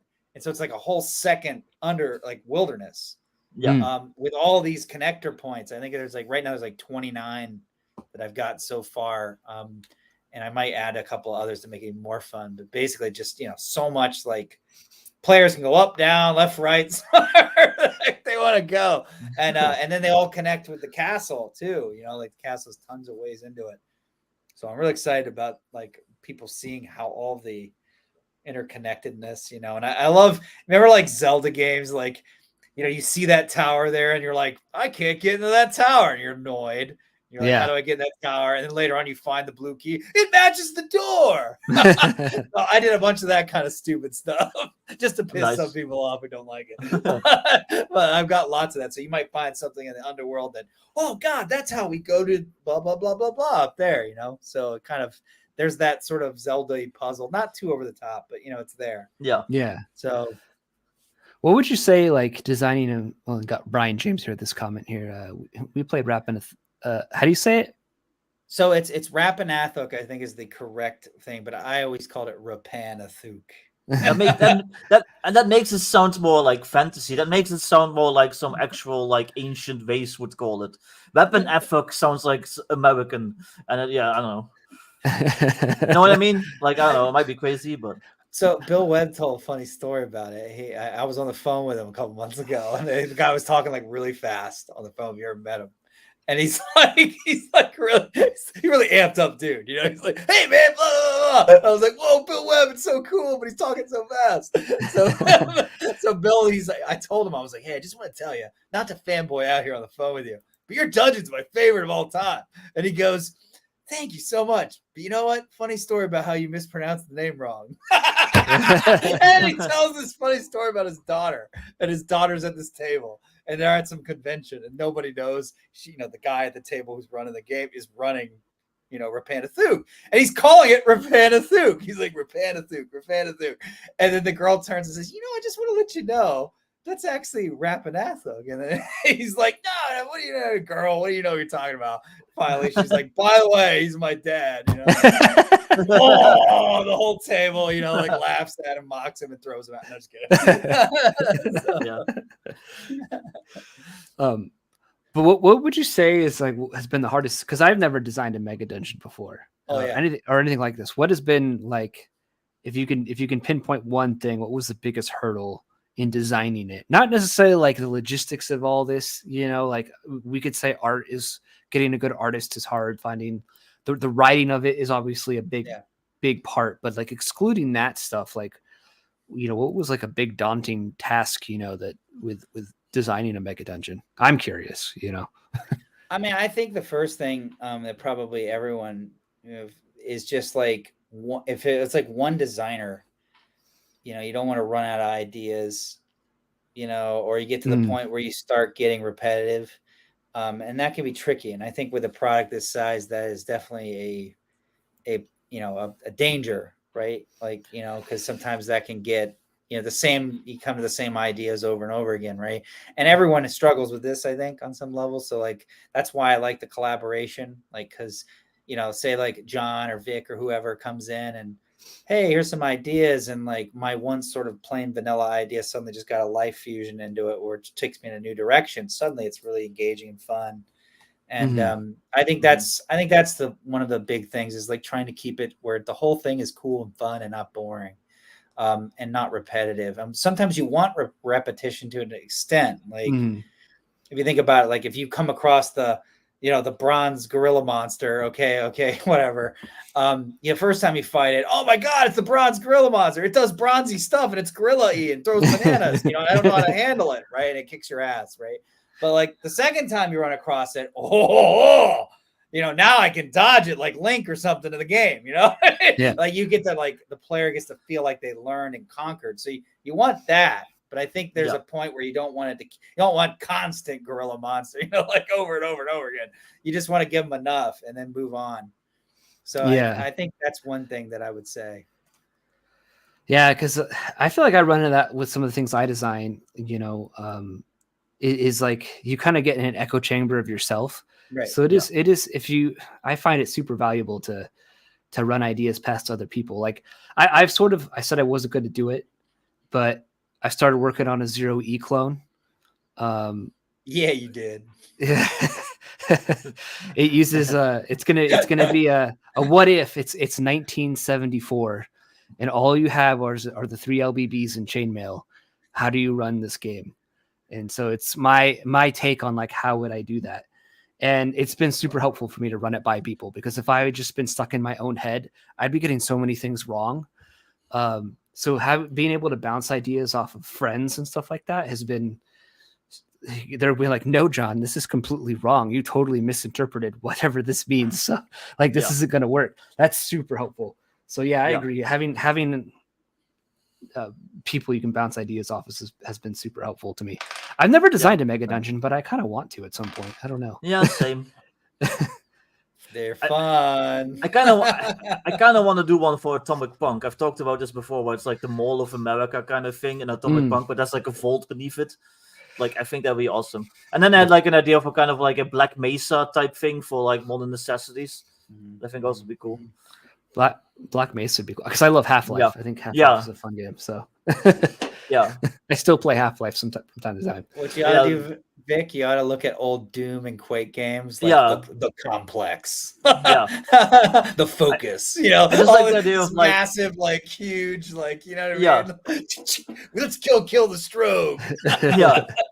I just like the idea of like an Area 51 type thing, and like something goes wrong, like the surface loses contact, and then you're like the Black Ops team that gets sent in to like investigate and like figure out what happened, and then it turns out there's like all sorts of crazy shit down there now. So yeah. Dude, you know what? I was gonna tell you, Vic. I don't know if it's out there or not. Maybe it is, and I missed it. Like, nobody has anyone tried to create a role playing game to try to mimic like those old first person shooters like Wolfenstein, Doom, Quake, dude. Like, you can do this, Vic. Yeah. You can do this. Make this happen. Dude. I can't really think of any. No. The demonic invasion like episode. You can call it episodes. Yeah. Like every new book supplements like an episode. Episode 1, knee deep in the dead. Yeah, I mean that's not a bad idea. That would be definitely cool for like. It's an awesome idea. You can do it, Vic. I mean, my stuff is kind of like it's made to be general like that to begin with, where it's like you can do all sorts of stuff. You can do modern fantasy, you can do pure modern, you can do like sci-fi. So yeah, I mean that is not a bad idea. You could make it a solo game. Yeah, also that. Yeah, have some oracles and a bunch of random tables that generate like hellscapes for you to go through and slay demons with, like the Doom Slayer.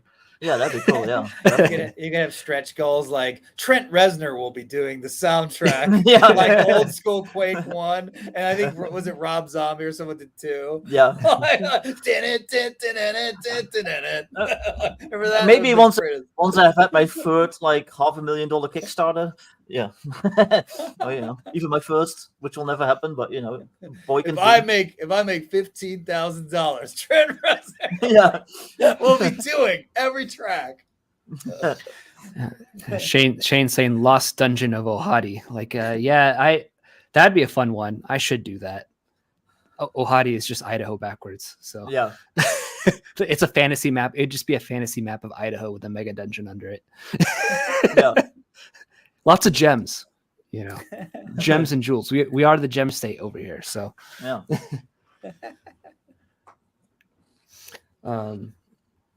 But yeah, I'm excited for volume 2, and I was kind of worried for you. We have a little bit of time here too, because we could talk about I think maybe the OGL thing, because I know you were I was talking to you at the start of the year when the whole OGL debacle was going on. Oh yeah.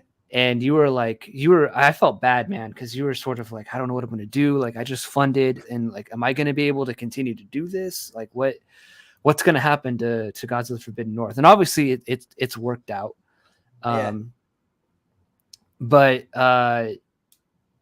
in fact, did you do it under the OGL or is it, no, there's no OGL. Did you do it under the Creative Commons or you just Commons. The Creative Commons, the SRD 5.1? Cool. Yeah, I had to use OSC, Gavin's license for OSC. Mm-hmm. So he had his license, and then I just, because Creative Commons, I guess, I was watching what others were doing. So like Matt Finch, obviously, right? His like lawyer super abilities. So whatever. So he was like Creative Commons under Swords and Wizardry, which I have right in here. A little shout out to the greatest book ever. Nice. Swords and Wizardry, baby. Woo! Yeah, he's got the this is like probably my favorite OSR game. I love OSC and I love the procedures, but there's just something special about Swords and Wizardry. That's right. You owe me $5,000, Matt Finch. No, I'm just kidding. No, but he does the Creative Commons. I think he's got it right here. Yeah. 5.1 SRD. I saw him do it, and I saw a couple other people do it, and I was like, it's so easy. Like, you can just, now you can say AC, and they're not going to come for you. Yeah. Although AC has, because talking to Alexander McCrease, because he's not doing Creative Commons. Oh, he's not. He's doing his own thing. So he changed. He's a lawyer too, isn't he? He is. But he changed attribute scores or ability score names a little bit. Like I think wisdom became will or something like that, or that kind of stuff. And his game is at this point different enough to where like it's hard to claim that it's a clone. Adventure Conqueror King is so different now that it's kind of like BX at this point. Right. But yeah, he was he changed it enough so I don't think he's doing that. But I'm doing the 5.1 SRD in the Creative Commons with Muckweedle because it was like, yeah, like you said, I can reference the ability score names. I can reference saving throws and all these things that like maybe were gray areas before.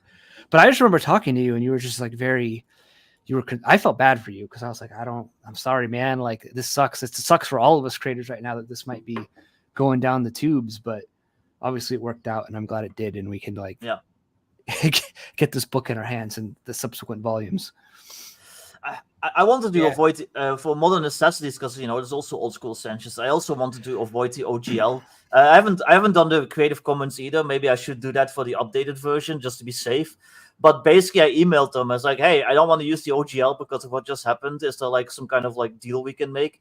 And they're like, "Yeah, just send us a copy of what you're working on. We'll look at it. See what you're doing, and then if we can give you just permission to like use to use our stuff." So all I had to do was just put a little line in, like, used with permission from the Quadic Gnome, like blah, blah, blah. And that's all I had to do. So, yeah, they were really helpful with that. That's cool. Yeah. Yeah, I'm not even worried anymore because I'm, obviously everything blew over, but I'm just thinking like I'm making adventure products. So like they're not going to go after me. They're going to go after Gavin first. Yeah. I'm going to see them doing that and go, I think it'd be my early warning system, the canary in the coal mine. Yeah. There you go, right? No, I don't think that's their goal right with this anymore. So I don't think as long as you're not doing anything,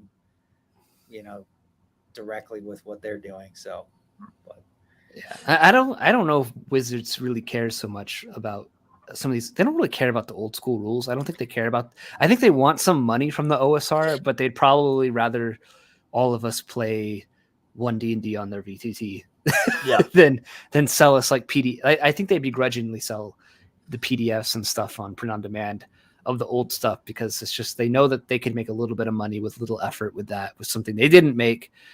But ultimately, I don't know if they really care about it. It would also just be horrible press for them, I think. If it came out that they're like sending lawyers after like small creators because they put AC or strength in their books, that would be such horrible press. It would be the whole OGL thing all over again, which really hurt them. Like everyone hated them for like months. So yeah, I think they're just like, yeah, I know what, people can just type in AC and it's fine. Yeah. Yeah, no, I think I had this like whole huge vast conspiracy theory of possible like predictive analysis on what I thought they were doing and why, and I think some of it was true now, but I don't want anyone going into it anymore. I'm so glad it's over. I was like 2 weeks where I was like, oh crap, what's gonna happen, like what am I to do? And then I started thinking, I gotta go through and strip all these words and do some generic, like this is for a fantasy game you really like. What the greatest role playing game on earth is what, in quotations, is what I would always see, being used, and I'm like, I don't want to say that either. That's lame. I don't know, because everyone uses it, so I don't know. But yeah, so everyone, we got like. Normally we've got like 15 minutes left. Is there anything else you want to like highlight, point people to? Me? About volume 1, volume 2? Any of it, yeah. Let me I'll throw the link to volume 1 from Drive Through RPG in chat as well. It's in the video description, but go check it out. Yeah, I guess chat here. I guess like I've got try to think about some of the things in there. I think I've got some really like I've worked with like philosophers of science. I've worked with people who've studied like the occult, and like so when I built the a lot of like the religion and the cult, the bad guys, I knew it was like way beyond what was required for the Call of Duty, but like I made it really realistic actually. So there's a lot of stuff in there that's actually pretty accurate. It's some real life stuff.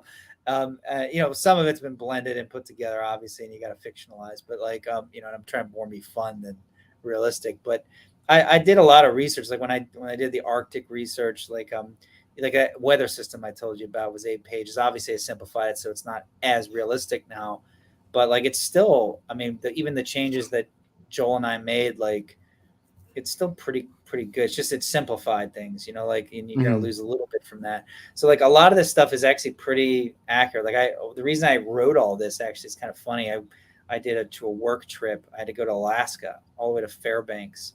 And so, I went to Anchorage and then I went up to Fairbanks and like, it was so cool. One of the coolest things that was the night that really got me a long, long time ago. And Fairbanks, if you know Alaska, Fairbanks is like pretty much like the last civilized, like after that, it's like mining towns and all these work, whatever there are.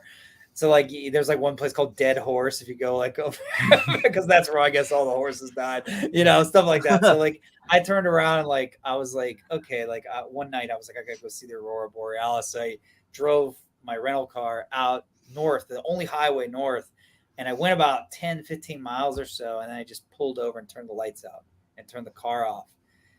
Woo! I have never felt so alone in my whole life. And I was like, I love Alaska. Like, I really kind of want to live there. I know that's crazy. My wife will never let me.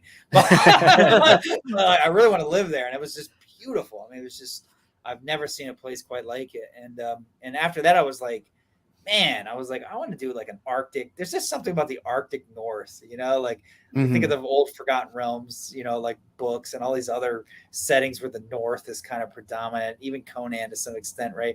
And like you sit there and think about it. And I was like, you know what? I like the Romans. I like the Arctic North. I like the Inuit culture is really fascinating to me. And like what do I kind of imagine, like in the Roman Empire where the Romans like got as far west as they could and they start battling it out with all these tribes out there. I thought, what if that was actually like they'd gotten so far they got to the north? Like that was how this began. Like that's a cool concept from this trip. So it was like Romans with the Inuit kind of like but it was a little bit different on what I actually ended up doing with it, but that was how it started. So I was trying to I've got 2 books of like Yupik and the Inuit languages, like that I, by no means could speak it or anything. Probably, well, I was like inspired by their words, so I took inspiration from the culture when developing like some of the Haitian terms and some of the Enaruk, who are obviously inspired by real life Inuit Yupik. But they're, they're supposed to be fictional and they're not quite the same, right? They're different, but yeah. But I took a lot of care and respect when I did that. I tried to look at it from, all the different views, and I tried to make something really cool, because I think a lot of people like history stuff. Some of my best friends are historians, they love this stuff. Arden Vool, for example, really great product. The guy's a historian who wrote it. He's like a professor of history.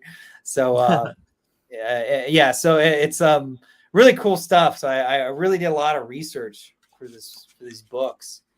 And put like a lot of time into it. And, I'm not saying it's like exactly like a carbon copy, but it definitely was a lot of inspiration there. And I thought it was, I think that's cool. I've really, really enjoyed writing it a lot. And, anyway, that was something that stuck out to me that I think maybe a lot of people don't know about the amount of research I put into this. Yeah. Well, it shows so. Yeah, I mean, it's a big book. I threw your Twitter in there too, so people want to give you a follow as well. So, no, that's cool. Thank you. Or sorry, X. It's x.com now. So I was seeing I was funny. Like I was like on my app. I was going on my phone. I was like, "Where's Twitter at?" And I was like, "Look," because they changed it, and I didn't know the logo. And I was like, "What is this? Some sort of like." pornographic thing with that. I was like, oh, what is X? What is this? Like very warily, like I was like, oh, it's Twitter? What? So Rex still has a question. Oh yeah. I know you've put in effort to make the pod of this book the best quality it can be. How would you compare hardcover and softcover? Because I hear DTRPG's hardcovers aren't great. I mean, well, hold on. I'll grab it. 1 second. Let me just show you. I got the. Oh, those are beefy boys. Yeah. So I was really impressed. The size of the book's pretty big. This is the soft cover, and It's kind of maybe kind of hard to see here. I can kind of get close, but you know, like this one's the this is the premium. I don't think I've got that one, but I actually thought this is funny. The premium paper quality is harder to read. It's glossier paper. Like the paper is a little bit nicer, and you don't even notice it when you glance at it. It's like when you kind of like do the light thing, you move your head. Yeah. But like I noticed that the print is actually harder to read. So I was originally going to do just premium, but then I saw the price of the paper and they charge like $78 base or something crazy. So I was like, no, let me get the standard. So this is like the hardcover. And I think it's really sturdy. Like, I mean, it doesn't look like it's going to fall apart. I've had 6 proof copies and 3 soft and 3 hard. And I had them at each paper level just to see what I wanted to kind of like research it and see what they look like. And I actually thought the standard was my favorite personally. I can't speak to the how long it might last, you know, like will the premium last better? I don't think so. I think it's just the way they put that right. Yeah. Like, so I'm not a huge knowledgeable guy about how they put books together. Like I'm more of just the writer, but I think it looks great. Like I haven't seen any problems in any of the proof copies. Everyone that's actually gotten their copy and sent it to me has said that the book looks great. And it's of course really thick. And you'd think if it was having problems, it would, but it so far, I haven't seen any that had a problem with them at all. Like it's really, really nice. It's a really nice book. And I thought the paper quality, like even the black and white cheap paper quality, I was actually really impressed. It was really easy to read. And I kind of wanted that to like mark up with my hand. You know what I mean? Like, so like I actually have them all set up with print on demand with every single print level, but I decided to just have standard for sale to the public. But if somebody really wanted, you know, a particular, like I really like premium, or I really want the black and white one, excuse me, just, you know, message me and I can hook it up. Yeah, I've had some hardcovers from Drive-Thru RPG that, and maybe it's my fault because I know that if you contact them, they're pretty good about like sending you a replacement if there's an issue.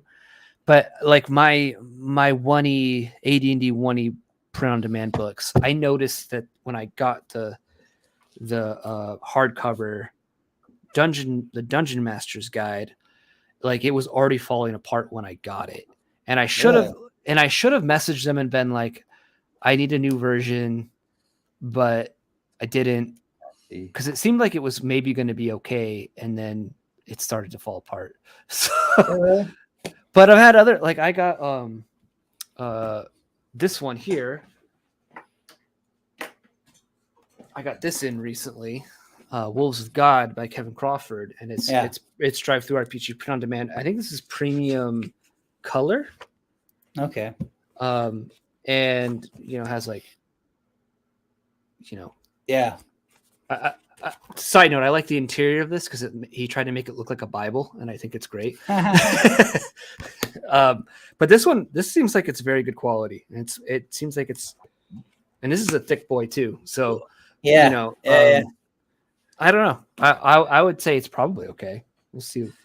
Yeah, I mean, I haven't had it long term, but it's from what I haven't seen anything bad from. I was like really impressed actually. Even the black and white one, the lowest tier, was really nice. It just the paper looked more like newspaper, you know, like not that bad, but you know, like it's a little bit more like see through. But honestly, it was like sturdy. I was like, and it's really bold and dark.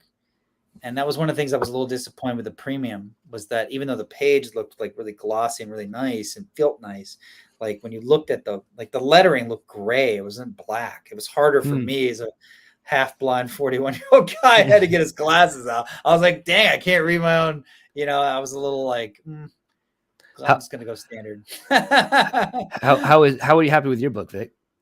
So it's all right. Like I'm not sure if you can see it, but the corners. There we go. Yeah, the corners are a little bit wonky. Like probably you can from see shipping. Yeah, but like also like they're not fully glued at the corners. But then again, mine are like they're printed in like their British thing, so they might do things differently there. You know those Brits. So, but yeah. think There you mine go. looks nicer, Vic. What? How is your title centered? Mine is like not quite centered. Yeah, well, yours is way more centered than mine. How the hell did that happen? I have soft cover. So not even that is like the same. How's your title? Is it centered? Yeah. See, Yeah. You See, so mine is a little bit higher. with the soft cover, John. So it's centered though on the soft Yeah. cover. see, mine is a little bit higher. I mean, it's still fine, but so I think maybe the British the British branch maybe isn't as good as the American one. I don't know. Dude, I'm gonna show you Carlos Castillo. There you Yeah. go. Where's it at? There. I gotta move it. Oh, over here. There we go. Yeah, I Carlos love that one. Castillo. This looks like a Shadowrun one. I just love Yeah. Carlos. His work's so fun. But anyway. Yeah, I want to do like a refined, like updated version of this next year. I mean, Patty says those damn Brits. I got this one too, like Is that the new version? Not long ago, yeah. And it was, I guess, from Lulu is what he uses. Uh-huh. And I thought this is a really good one too. I thought the cover is shinier. I mean, you can kind of see it. I See think, that? I think Lulu is like a step above Drive-Thru-RPG as far as quality that I've discovered, because I have both of my, I have all my books on both Lulu and Drive-Thru-RPG, and they're a little more sturdy. The print is a little better. I don't know. I could really tell a difference in my Cowpunchers book. The premium color looked better on Lulu than it did with Drive-Thru-RPG, but the cost to print is more expensive on Lulu than I think Drive-Thru-RPG. So there's trade-offs. So no, go ahead. I have modern necessities from Lulu and from Drive-Thru-RPG, and the Lulu one is like, I don't know, 5 times better than the Drive-Thru-RPG one, like the paper and everything, even just the basic version. So yeah. The what was I gonna say? I'm getting a little tired. It's like 12:15 here. I lost my train of thought. It'll pop back in there. It will pop back in there. Yeah, this is Lulu. Yeah, For you That's definitely nice. tell. Yeah, That looked sharp. Yeah. And then this is, let's see if I can find the same page for Drive-Thru-RPG. Oh, that was what I was gonna say. The other Lulu. Oh yeah. yeah, the colors aren't as vibrant either. Wow. Yeah. I mean, this is still looks good, you know. Yeah. It's still legible and everything, but there's a little more punch to the Lulu version. Yeah, there is. The Lulu, the colors are a bit more vibrant, I've noticed. Yeah. And Yeah, for sure. Glossier on the but at the end of the day, I'm not gonna complain, because I mean, it's just a really easy way for, like, you know, random dorks like us to get our stuff out there. So like yeah. No, you can't beat the exposure. That's the problem with like if I felt like I had enough audience that I could go to Lulu like 5 years from now, then maybe I would consider that. But like, because of the royalties, you know, the percentage that they take at Drive-Thru, they take 30% unless you go if you go exclusive with them, they take 30%. If you open it up and do something else where it's 35%. So I was like, damn, another 5%. I was like, I'll just stick with them for now, you know, kind of cut my teeth, get used to finishing the books. Then I'll consider all that later. I'm non-exclusive, because I was like, I'm going to sell on Itch, and I'm going to sell on all these sites. And I think I've maybe sold like 5 things on Itch in like the last 2 years. And like literally like 99% of all my sales are Drive-Thru-RPG. So I'm kind of regretting it now, but whatever. Yeah, but you know, I set up my own web store. And what's really nice is that I've set up through Lulu, I can do Lulu Direct. And so people can buy print on demand through my web store. So that's super useful. That's super cool. So they can go to Drive-Thru-RPG and they can get, you know, they can go buy Cowpunchers there on Drive-Thru-RPG, or they could go to my website and buy print on demand there as well, which is super, super useful. And it was really easy with the Shopify store to like link it up. So I need to do that. Throwing that out there for other creators. It's a little obnoxious on the back end, because the person gives you the money, but you can't use that money to pay for the printing of the book, because you still have to pay for the print of the book on the back end yourself. So you have to like pay for the book to be printed, and then you have to remember, you know, if you're using a credit card or something like that, I got to apply it to the credit card to pay for printing the book, and then you know. But it's nice to be able to have it on my own website. I just think that just the ability to have print on demand on my own website is super, you know, super nice. Yeah. To go to my website, order a physical book, and then like it arrives in the mail. Like, it's super cool. No, that's it. That is cool. I mean, I would love to have at some point like be able to kind of break away. And I just feel like right now where my state in life is, like, it's just way easier for me to not manage any of that. Yeah. Just deal with the writing right now, you know. Yeah. See what happens. But all right. Well, we've been about 2 hours in. I guess I want to say one thing I'm working on. I'm just gonna share it now, because you know, I might as well. So Jumpies. that was a fun one. Yeah. I'm in everyone's books. Yeah. So I'm working, like I mentioned, the 0E clone. White box. That's Yeah, all that name. That's cool. That's fantastic. People have mentioned they like my, I think it was Rex Steel here in chat. Like, I like your names. I have to do I have to do the punny names. I my dad joke Same names. You know? I kind of do the same thing, yeah. Leveling up there, John. Yeah. And those dad joke abilities. But this White is dogs. That's awesome. this is a 0E clone, and I'm still working on it, but essentially this is my attempt to OSCify 0E. And it so far it's working pretty good. So keep an eye out for this. I've already talked to, because I've been getting a lot of help from guys on the Gilded and the channel supporter section. They've been really helping with this, like giving me feedback and telling me when I'm doing something wrong. And I've kind of decided that I think I'm going to make this my this is going to be my BFRPG. Like Chris Connerman has his Iron Falcon and his basic fantasy role playing game, and he's like super generous with it. So I think that's what this is going to be. So I'll probably release this under the Creative Commons so that other people can build off of it as well, and probably release the PDF for free. So keep an eye out for that. It's going to be a very faithful, as faithful as I can be to 0E and filling in the blanks with chainmail. And yes, there is going to be more Makuhitl. I'm doing currently at the same time a lot of research for the Conquistadors. That's going to be the next thing. The Spanish. I'm going to do Spanish supplement. So yeah, That's cool, man. White box. It's been actually a lot of fun. There's so many things about 0E that like true 0E that we just don't understand, and like trying to understand them has made it's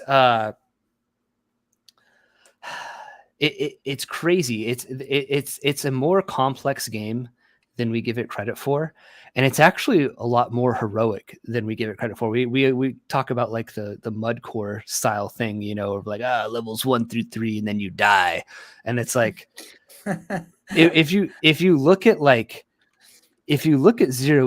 it's actually fairly heroic. It's actually impressive with like how heroic your character can actually become. Yeah.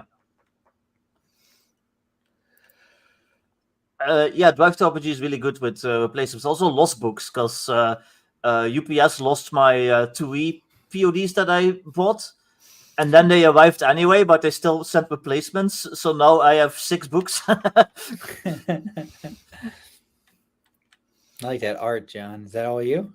No, some of this is public domain, because I'm going to release this for free. So this is a public domain image that I found that I thought was really cool. I see. I got you.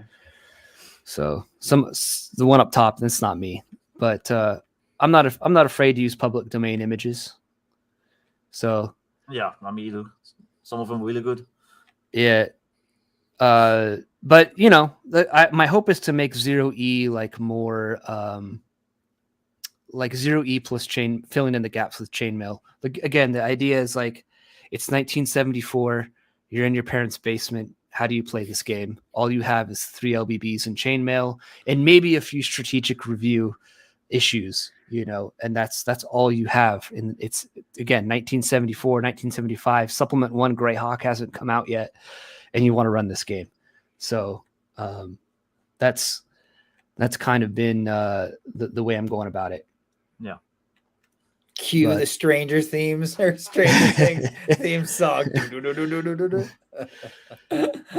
So yeah, it'll probably be done soon. And yes, I am working on Mockweedle stuff. As far as Mockweedle in Spanish, I am in contact with someone who can translate it for me, but it will be expensive. So we'll see how it goes. So, as I've mentioned, I'm also working on stuff. I'm working on updating Modern Necessities, plus I'm adding various supplements. But yeah, so got a new cover. I might still tweak this some, but that's going to be the cover image. Cool Special Forces orc and a elven hitman, kind of like the John Wick elf. Those dirty elves. Yeah. Yeah, so basically, I'm adding all sorts of stuff. I'm adding new classes. I've already added 2 new classes, Detective and Secret Agent. I'm going to add some more. I've added new weapon categories. Let's see, what are they at? Is this one? No, that's modifications. That's attachments. I did add modifications too, so that those are like more permanent. So yeah, I've like indirect fire weapons. So here, like strafing ones, like, you know, like an A10 Warthog type thing, artillery barrage, gunships, all that stuff. I added like stationary weapons, like mortars. Mortars, anti-aircraft cannon, all that stuff. Yeah, I'm adding new spells, adding more equipment. I'm adding. I did this earlier. Where was it? It's kind of hard to see. I added like specific magical weapons, like unique magical weapons, like a Mossender guns that makes it so people can't cast magic if they hit. All that stuff. A looking glass rifle, which is basically just like, you know, that lever action rifle that Doc Brown uses in Back to the Future 3, where he has like the steampunk scope on it. It's basically that, but I made it so the scope can see like invisible creatures and can see into the astral plane, like stuff like that. This one I love, Pocket Rocket, which is basically the noisy cricket from Man in Black. It's like a little pocket pistol, but it shoots a rocket, but it also makes you fly back 20 feet when you fire it. So yeah, there's a bunch of stuff. So yeah, I'm adding a lot of stuff. More optional rules. Right now I'm like at 120 pages or so, and the original was like 96, I think. Cool. So you're definitely getting I've added optional skill system, 2 of them actually, 2 different ones. So skill system 1 and skill system 2. So yeah, you're gonna get a lot more bang for your buck once it's done. Plus, then there's gonna be the Cyberpunk supplement, the Weird West supplement, and I'm writing an adventure called based on Keep on the Borderlands, but I'm calling it Bunker in the Badlands. And yeah. I'm glad you said that, because Black Lodge Games was asking. Yeah, so I am attaching an official setting, and that's Bunker in the Badlands is going to be part of that setting. It's kind of like a magical post-apocalypse, a little bit Rifts-like. It's like Rifts plus Shadowrun plus Stalker, basically. Like, what if magic suddenly happened while World War III was also happening, and then shit's all messed up now. Can you rocket jump with a pocket rocket? Yeah, definitely. If you like aim it at the ground, and you can definitely like fly up 20 feet. But just make sure there's no ceiling, because you do take damage when you hit like solid surfaces. But yeah, you could definitely do that. Like, I'm curious to see how people will abuse stuff like that. So yeah, keep an eye on that. I'm probably gonna kickstart that early 2024. I'll have the pre-sign up page up. Hopefully, I don't know, within a month or so. But yeah. Basically it. Cool.